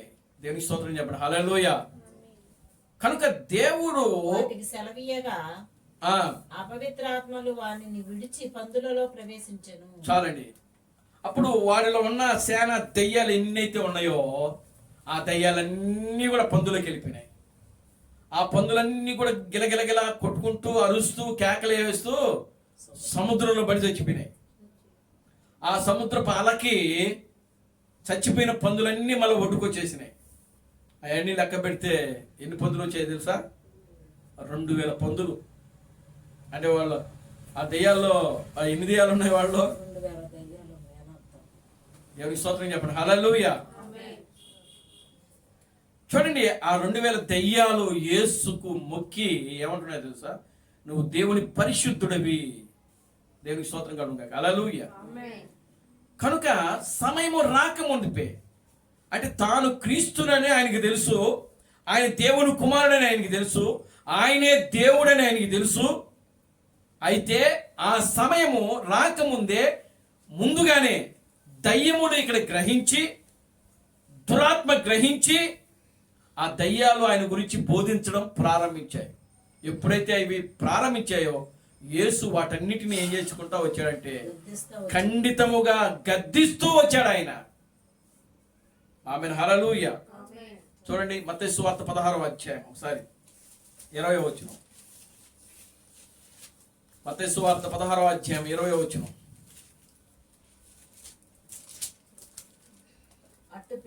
అటు పిమ్మట పరలోకమందును విప్పబడినని. మత్తయి సువార్త 16వ అధ్యాయము 20వ వచనం.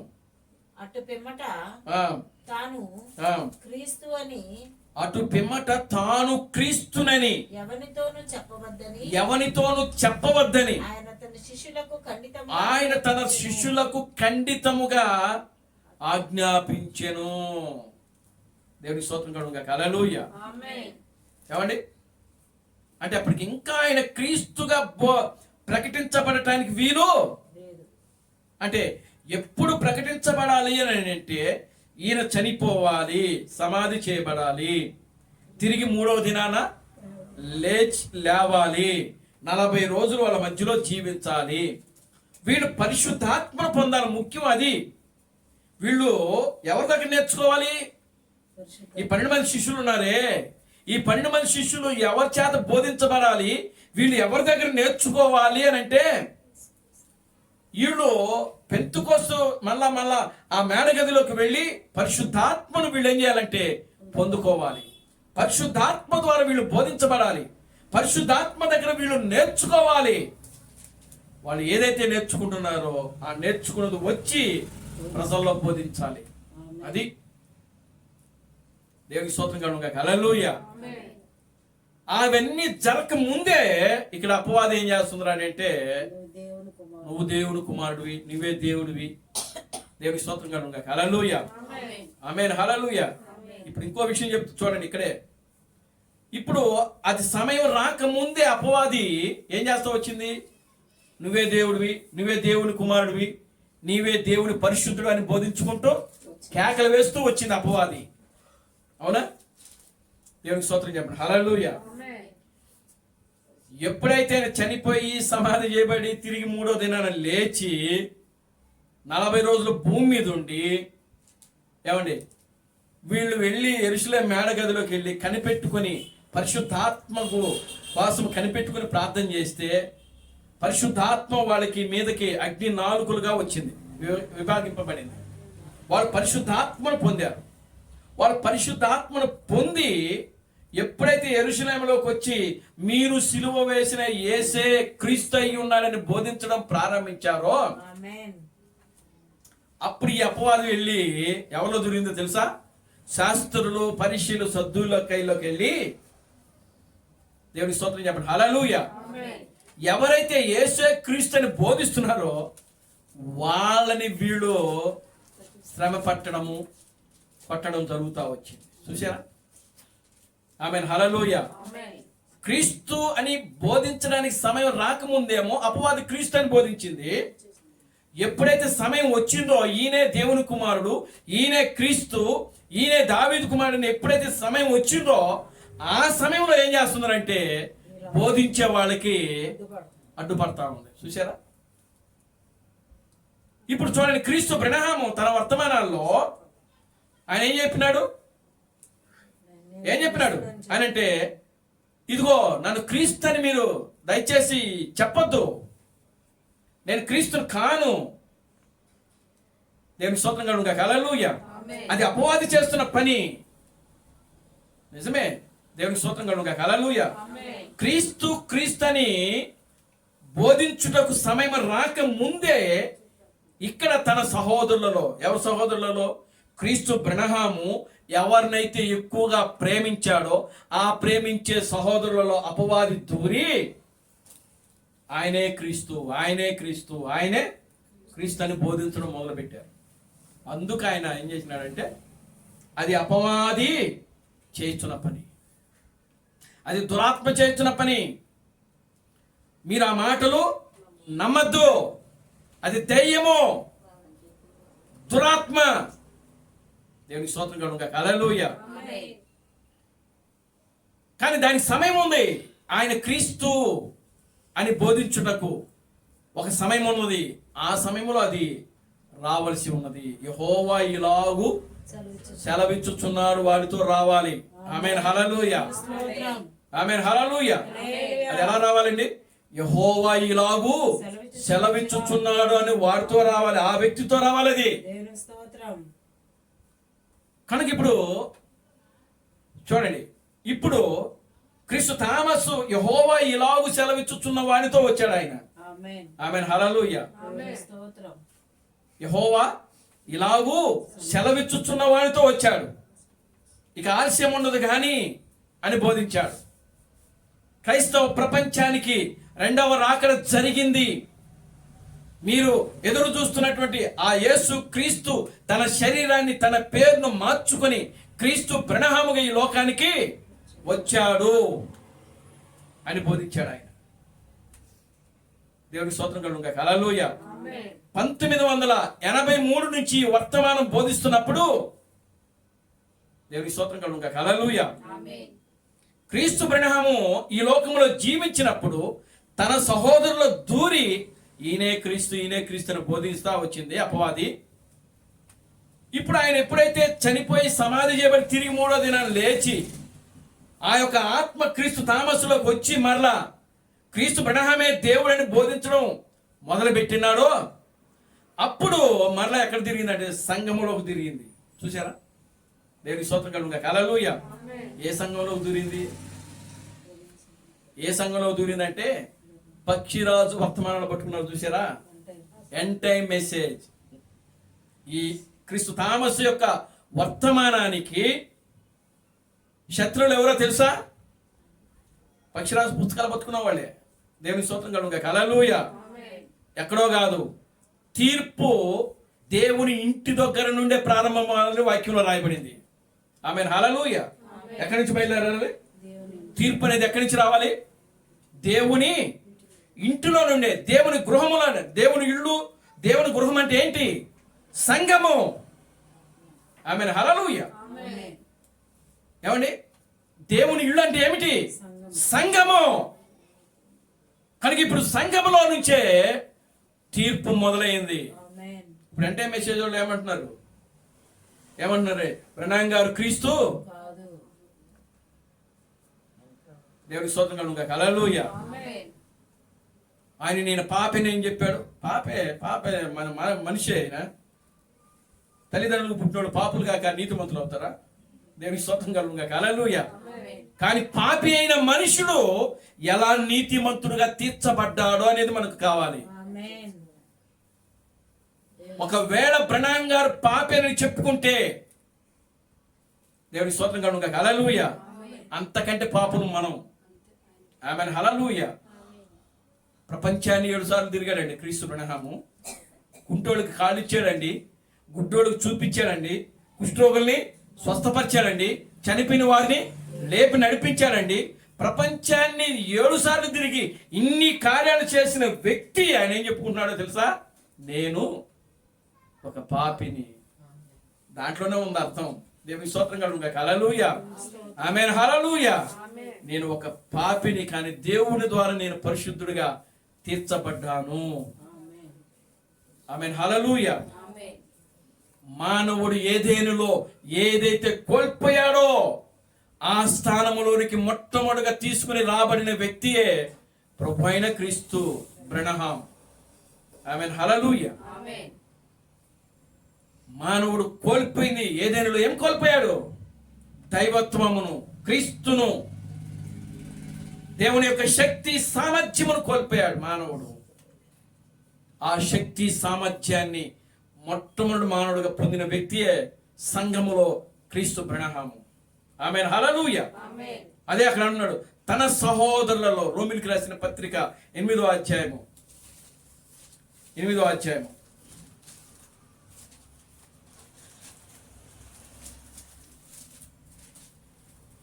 కాబట్టి 8వ అధ్యాయము శరీరానుసారంగా ప్రవర్తించు. కాదండి, 18వ వచనం నుంచి 26 నుంచి, అటువలే లేదా 28 నుంచి చదవండి. 28వ వచనం నుంచి, దేవుని ప్రేమించు వారికి అనగా ఆయన సంకల్పము పిలువబడిన చొప్పున వారికి పిలువబడిన వారికి మేలు కలుగుటకై సమస్తమును సమకూడి జరుగుచున్నవని ఎరుగుదుము. ఎందుకనగా తన కుమారుడు అనేక సహోదరులలో జ్యేష్ఠుడగునట్లు దేవుడు ఎవరిని ముందుగా ఎరిగినో వారు తమ కుమారునితో స్వారూప్యము గల వారుటకు వారిని ముందుగా నిర్ణయించెను. మరియు ఎవరిని ముందుగా నిర్ణయించినో వారిని పిలిచెను. ఎవరిని పిలిచెనో వారిని నీతిమంతులుగా తీర్చెను. ఎవరిని నీతిమంతులుగా తీర్చెనో వారిని మహిమపరచెను. తన కుమారుడు అనేక సహోదరులలో, ఇక్కడ చూడండి హెబ్రీయులకు రాసిన పత్రిక 2వ అధ్యాయంలో ఆయన ఏమంటున్నాడు? అబ్రహాము యొక్క సంతానములో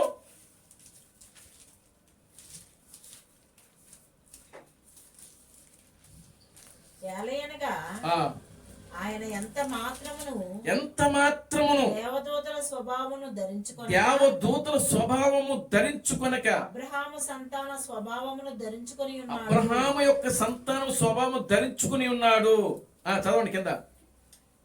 కావున ప్రజల పాపములను పరిహారము కలుగుటకై దేవుని సంబంధమైన కార్యములలో కనికరమును నమ్మకమును గల ప్రధాన యాజకుడకు నిమిత్తము అన్ని విషయములలో ఆయన తన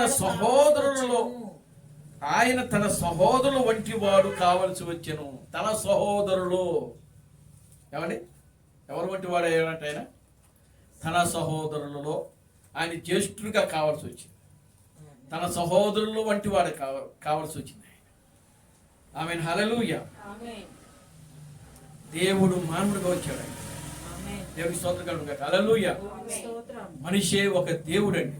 మనిషే దేవుడు. ఆమేన్, హల్లెలూయా. దేవుడిలో ఉన్నటువంటి గుణ లక్షణాలు ఎవరైతే నివాసం ఉంటున్నాయో ఆ వ్యక్తి దేవుడై ఉంటున్నాడు. ఆమేన్, హల్లెలూయా. ఈ ప్రపంచ చరిత్రలో మొట్టమొదటిగా ఆ గుణ లక్షణాలు ఆదాములో ఉన్నాయి. కానీ అక్కడ ఆదాములో ఉన్నప్పుడు అక్కడ ప్రజలు లేరు. అర్థమవుతుందండి? ఆదాము ఏదైనా తోటలో ఉన్నప్పుడు దేవుని యొక్క గుణ లక్షణాలు కలిగి ఉన్నాడు ఆదాము.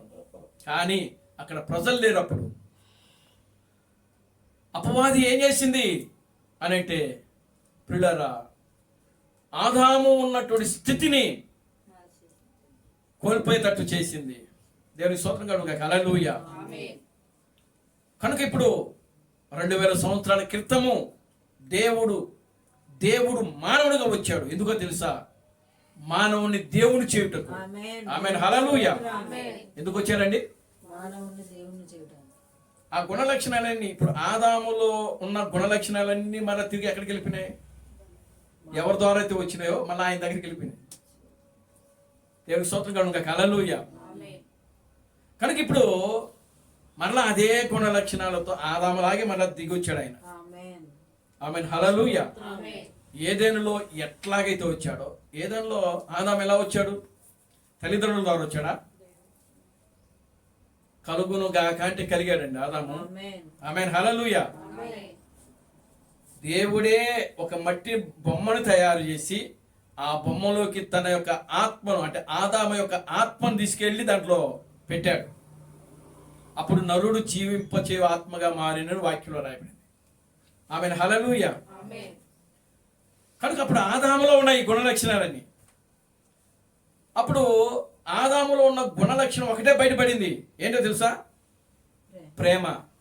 ఆమెన్. హల్లెలూయా. ఆమేన్. ఆదాం దేవుల్లో ఉన్న గుణలక్షణం ఏంటంటే ప్రేమ. అది ఎవరి ద్వారా వ్యక్తపరచబడింది? ఆదాములో వ్యక్తపరచబడింది. ఏ విధంగా ఆదాములో అది వ్యక్తపరచబడింది అని అంటే, అవ్వ తప్పు చేసినప్పుడు, పాపము చేసినప్పుడు అవ్వను క్షమించి మళ్ళా ఆమెను చేర్చుకున్నాడు భార్యగా. ఆమేన్. దేవుని స్తోత్రం. అది ప్రేమ. దేవుని స్తోత్రం కలుగును గాక. హల్లెలూయా. ఆమేన్. ప్రపంచంలో అమర ప్రేమికులు ఉన్నారు అని అంటే అది ఒక మొట్టమొదటిగా ఆదాము, రెండవ వ్యక్తి జీసస్ క్రైస్టు, మూడవ వ్యక్తి క్రీస్తు బ్రహ్మాము. దేవుని స్తోత్రం కలుగును గాక. హల్లెలూయా. ఆమేన్. వీళ్ళ ద్వారానే ప్రపంచానికి ప్రేమ అంటే ఏంటో అర్థమైందండి. దేవుని స్తోత్రం కలుగును గాక. హల్లెలూయా. ఆమేన్. ప్రేమ అంటే వీళ్ళ ద్వారానే ప్రపంచానికి తెలియజేయబడింది. ఏ వ్యక్తి ద్వారా ప్రేమ అనే దానికి సరైనటువంటి నిర్వచనము, అర్థము ఎవడు కూడా చూపించలేకపోయారు. ఆమేన్. హల్లెలూయా. ఎందుకు అంటే ఏ వ్యక్తి కూడా ఒక వ్యక్తి గురించి ప్రాణము పెట్టడు. లేరు. దేవుని స్తోత్రం కలుగును గాక. హల్లెలూయా. ఆమేన్. కనుక ప్రియమైన దేవుని బిడ్డలారా, దేవుడు మనలను ప్రేమించాడు. ఆమేన్. ఆమేన్. హల్లెలూయా. దేవుని స్తోత్రం. ఎన్నిసార్లు ప్రేమించాడు అని అంటే మనం దానికి వెల కట్టలేము. ఎంత ప్రేమించాడు అని అంటే దానికి మనము చెప్పలేము. ఆమేన్. ఆయన అంతగా ప్రేమించాడు. ఆయన కాళ్ళు కడిగాడు. ఆమేన్. హల్లెలూయా. ఆయన ఏం చేసినాడండి? కాళ్ళు కడిగాడు. ఒక దేవుడు మానవుడికి వచ్చి కాళ్ళు కడిగాడు. ఆమేన్. నరుడు గల. హల్లెలూయా. ఆమేన్. దేవుడు మానవుడిగా వచ్చి చిరిగిన వస్తువులు బట్టలు ధరించాడు ఆయన. ఆమేన్. హల్లెలూయా. ఆమేన్. అంటే ఎంత దీనత్వంలో ఉన్నారో దేవుడు అంటే, ఈరోజు దానిని గ్రహించలేక ప్రియులారా చిలక మనుషుల్లా తయారైపోతున్నారు. తయారు చేయబడిన ఈరోజు క్రైస్తవ ప్రపంచమంతా కూడా, క్రైస్తవులందరూ కూడా తయారు చేయబడ్డారు. ఆమేన్. హల్లెలూయా. క్రైస్తవం అనేది తయారు చేయబడేది కాదు, అది రక్తము ద్వారా వచ్చేది. క్రీస్తు రక్తములో కడగబడింది క్రీస్తు యొక్క సంఘము. ఆమేన్. హల్లెలూయా. నిజమైన సంఘం. కనుక ఈరోజు దేవుడు ఒక మానవుడుగా వచ్చాడను చెప్తా ఉంటే అపవాది ఏం చేస్తుందంటే, దయ్యం ఏం చేస్తుందంటే ప్రియులారా, దానిని నమ్మకుండగా ఏం చేస్తుంది?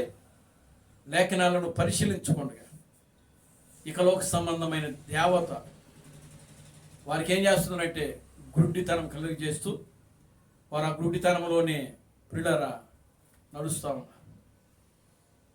లేఖనములను పరిశీలించండి, పశ్చాత్తాపపడండి, దేవుని దగ్గర క్షమాపణ కోరండి. ఆమేన్. హల్లెలూయా. తలుపులు మూయబడక మునిపే దేవుడు ఇంకా తలుపులు తెరిచున్నాడు. ఇప్పుడు ఎందుకో తెలుసా? వధువు భూమి మీదనే ఉంది. ఆమేన్. హల్లెలూయా. వధువు భూమి మీద ఉన్నంత కాలం ద్వారములు తెరవబడే ఉంటాయి. వధువు ఎప్పుడైతే ఆమె రాప్చర్ అయిపోతుందో, ఎత్తబడుట్లోకి వెళ్ళిపోతుందో ప్రియులారా, అప్పుడు పూర్తిగా ద్వారములు మూయబడతాయి. నోవాహు వాడ తలుపులు ఎప్పుడు మూయబడ్డాయి? అందరూ ప్రజలందరూ ఆ 8 మంది నోవాహు వాడలోకి వెళ్ళిపోయిన తర్వాత, పూర్తిగా వెళ్ళిపోయిన తర్వాత ద్వారాలు మూయబడ్డాయి. దేవునికి స్తోత్రం కలుగును గాక. హల్లెలూయా. వధువు భూమి మీద ఉన్నంత కాలము కృప భూమి మీదనే ఉంటుంది. అప్పుడు ప్రజలు ఏం చేసినా, ఎలా నడిచినా, ఎలా జీవించినా బాగానే ఉంటుంది. కానీ ఈ భూమి మీద నుంచి వధువు ఎత్తబడి కృప తొలగించబడితే అప్పుడు భూమి మీదకి ఏంగా వస్తుందంటే అగ్ని. దేవునికి స్తోత్రం కలుగును గాక. హల్లెలూయా. కనుక ప్రియమైన దేవుని బిడ్డలారా, నేటి క్రైస్తవ ప్రపంచమంతా కూడా ఏమంటుందంటే, ఓ క్రీస్తు బ్రహ్మను దేవుడిగా నమ్మద్దని చెప్తుంది. కానీ దేవుడి యొక్క వాక్యం ఏం చెప్తుందంటే క్రీస్తు బ్రహ్మే దేవుడని బోధిస్తాం. క్రీస్తు బ్రహ్మను ఎవరైతే దేవుడుగా అంగీకరించి ఆయన తమ యొక్క విమోచకుడిగాను, తమ యొక్క రక్త సంబంధిగాను, తమ యొక్క బంధువుడకు విమోచకుడిగా ఎవరైతే అంగీకరిస్తున్నారో పిల్లరా, వారు కూడా ఈ లోకానికి ఏమై ఉన్నారంటే దేవుడుగాను, క్రీస్తులుగాను, యాజకులుగాను, రాజులుగాను ఉంటున్నారు. ఇందులో ఏ మార్పు ఉన్నది. దేవునికి స్తోత్రం కలుగును గాక. హల్లెలూయా. ఆమేన్. హల్లెలూయా. కనుక క్రీస్తులు ఇప్పుడు భూమి మీదకి వస్తున్నారు. ఇప్పుడు క్రైస్తవులు కాదు వచ్చేది. క్రైస్తవులు ఇప్పుడు బాప్తిసాలు తీసుకున్నా దానివల్ల ప్రయోజనము లేదు. వాళ్ళు మారు మనసు పొందినా ప్రయోజనం లేదు. వాళ్ళ పాపాలు ఒప్పుకున్నా వాళ్ళకి ప్రయోజనం లేదు. ఒకవేళ ఇప్పుడు పాపాలకు, మారు మనసుకు, పాపాలకు ఒప్పుకోవాలనంటే అది ఏ నామంలో ఉందంటే క్రీస్తు బ్రహ్మ యొక్క నామంలోనే వాళ్ళ పాపములు, వాళ్ళ యొక్క విమోచన కార్యం జరుగుతూ ఉన్నది. దానిని ఒప్పుకోకుండా ప్రియులారా, మేము పాపాలు ఒప్పుకున్నాం, మారు మనసు పొందాం, బాప్తిసాలు తీసుకున్నాం అని అంటే దానివల్ల ఏ ప్రయోజనము ఉండదు. సమయం దాటిపోయింది కనుక ప్రియమైన దేవుని బిడ్డలారా, మనం ఈ చిలక మనుషుల వైపు చూడకుండా, చిలక మనుషుల వైపు చూడకుండా చిలక పలుకులు పలుకుతూ ఉంటారు కూర్చొని. ఏమండి? ఆ మాటలు పలకకుండా, వాళ్ళతో సహవాసం చేయకుండా, సాంగత్యం చేయకుండా మన ఆత్మలకు మనమే బాధ్యులమే. మన ఆత్మలను మనమే కాపాడుకుంటూ, రక్షించుకుంటూ మన ఆత్మీయ జీవితంలో ముందుకు సాగుదాం. దేవుడు తన పరిశుద్ధ వాక్యములను దీవించి ఆశీర్వదించును గాక. ఆమేన్. ప్రార్థన చేసుకుందాం. దయచేసి అందరూ కూడా లేచి నిలబడదాం, ప్రార్థన చేద్దాం. ఓ మమ్మలను మిక్కిలిగా ప్రేమించిన మా మంచి తండ్రి, జీవం గల దేవుడా, జీవాధిపతి, నిన్న నేడు నిరంతరము ఒకటే రీతిగా ఉన్న మా పరమ తండ్రి, నా ప్రభు అయిన అబ్రహాం క్రీస్తు నీ పవిత్రమైన పాదాలకు వందనాలు, స్తుతులు, స్తోత్రములు ప్రభువా. ఓ నిశ్చయంగా నా తండ్రి, ఈ చివరి దినాల్లో సంఘమునకు నాయన ఒక ఆఖరి ప్రవక్తను మీరు పంపించిన ఆయన. ఓ యొక్క ఆఖరి ప్రవక్త ద్వారా సంఘానికి ఏ వర్తమానం అయితే అవసరమై ఉన్నదో ఆ వర్తమానాన్ని ప్రభువా మీరు ప్రకటించి, ఓ మీరు తెలియజేసినందుకై మీకు వందనాలు, స్తుతులు, స్తోత్రము నాయన. ఒక మనుషుడు నీ దగ్గరికి రావాలంటే వాడు వాక్యము చేత ఆకర్షించబడాలని వాక్యంలో రాయబడింది. ఆయన వాక్యము చేత ఆకర్షించబడకుండా ఏ వ్యక్తి కూడా నీ యొద్దకు రాలేడు ప్రభువా. కనుక నా తండ్రి, నీ వాక్యము ద్వారా మీరు మమ్మల్ని ఆకర్షించారు. ఇంకా ప్రభువా నీ ప్రణాళికలో, నీ ఆలోచనలో, నీ ఉద్దేశాల్లో, నీ తలంపులో నాయన నీ వాక్యం చేత ఆకర్షించే ప్రజలు ఎవరైనా ఉంటే ప్రభువా వారిని బయటకు తీసుకుని రండి ప్రభువా. ఎందుకంటే నీవు మాత్రమే రక్షించగలిగిన దేవుడు, నీవు మాత్రమే విమోచించగలిగిన దేవుడు ప్రభువా. విమోచన ప్రణాళికలో ప్రభువా, ఓ మొదటి కార్యము దేవుడు మానవుడుగా రావటం, రెండవ కార్యము మానవుడే దేవుడై ఉండడం ప్రభువా. ఈ యొక్క రెండు ప్రణాళికలను నువ్వు నెరవేర్చినటువంటి గొప్ప దేవుడు నాయన. అందును బట్టి మీకు స్తోత్రం చెల్లిస్తున్నాం. నీ యొక్క గొప్ప ప్రణాళికను మేము అర్థం చేసుకుని దాని ప్రకారం జీవించే జీవితాలు మీరు మాకు అనుగ్రహించారు ఆయన. ఇంకనున్న ప్రభువా నీ ఆలోచనలో, నీ ఉద్దేశంలో ఉన్న బిడ్డలను మీరు బయటకు తీసుకొని రండి ప్రభువా. ఆయన నీ గొప్ప ప్రణాళికను అర్థం చేసుకునే కృపను ప్రజలకు దయచిన ప్రభువా. ఓ ఆ చిలక వలె ఆ నేర్పించబడిన మాటలు పలకొండకుండా నా తండ్రి, ఓ ఆయన నీ వాక్యము, నీ పరిశుద్ధ గ్రంథాన్ని చూచి, నీ పరిశుద్ధ గ్రంథములో పరిశుద్ధాత్మ ద్వారా ఏవైతే రాయబడి ఉన్నాయో వాటిని గ్రహించి ప్రభువా, ఓ ప్రభు వాటి ప్రకారం చేసుకునే బిడ్డలను మీరు బయటికి తీసుకుని రమ్మని మీ సన్నిధిలో ప్రార్థిస్తున్నాం. నీ కార్యం జరిగించండి ప్రభువా. ఇక్కడ కూడిన ప్రతి బిడ్డను పేరు పేరు చొప్పున దీవించి ఆశీర్వదించండి. ఈ మధ్యాహ్నపు దీవులతో నింపండి. సమస్త ఘనత మహిమలు ఎత్తించుకోండి. జీవం కలిగిన నా ప్రభు అయిన క్రీస్తు బ్రహ్మనుడి సర్వశక్తి కలిగిన నామములో ప్రార్థించి స్తుతించి వేడుకొనుచున్నాము. ఆమేన్. అందరూ కూడా రెండు చేతులు పైకెత్తి కోరస్ పాడుతున్నారు. Christ Branham never fails. Christ Branham never fails. Christ Branham never fails in me. Hallelujah. Hallelujah. Christ Branham never fails in me. Is coming very soon. Is coming very soon. Is coming very soon indeed. Hallelujah. Hallelujah. Is coming very soon indeed. నా ప్రాణమా ప్రభువు స్తుతించు. నా అంతరంగ సమస్తమైన పరిశుద్ధ నామమును స్తుతించు. నా ప్రాణమా ప్రభువు స్తుతించు. ప్రభు అయిన క్రీస్తు బ్రహ్మం చేసిన ఉపకారములలో దేనిని మరొకము. ఆమేన్. రాజులకు రాజుగా ప్రభువులకు ప్రభువుగా పెండ్లి కుమారుడుగా తెర మీద ప్రత్యక్షము కానున్నాం. ప్రభు అయిన క్రీస్తు బ్రహ్మ యొక్క కృపా సమాధానం ఇక్కడ కూడిన ప్రతి బిడ్డకును ఈ ప్రపంచములో 7వ దూత ఎస్ థామస్ గారిని క్రీస్తుగా అంగీకరించి క్రీస్తు బ్రహ్మే దేవుడు, క్రీస్తు బ్రహ్మే రాజులకు రాజు, క్రీస్తు బ్రహ్మే ప్రభువులకు ప్రభు అని నమ్మి విశ్వసించి ఆరాధిస్తున్న ప్రతి బిడ్డకును ఇప్పుడును సదాకాలము తోడైన నడిపించును గాక. ఆమేన్. ఆమేన్. అందరికీ వందనాలు. ప్రభు మిమ్మల్ని దీవించి ఆశీర్వదించును గాక. ఆమేన్.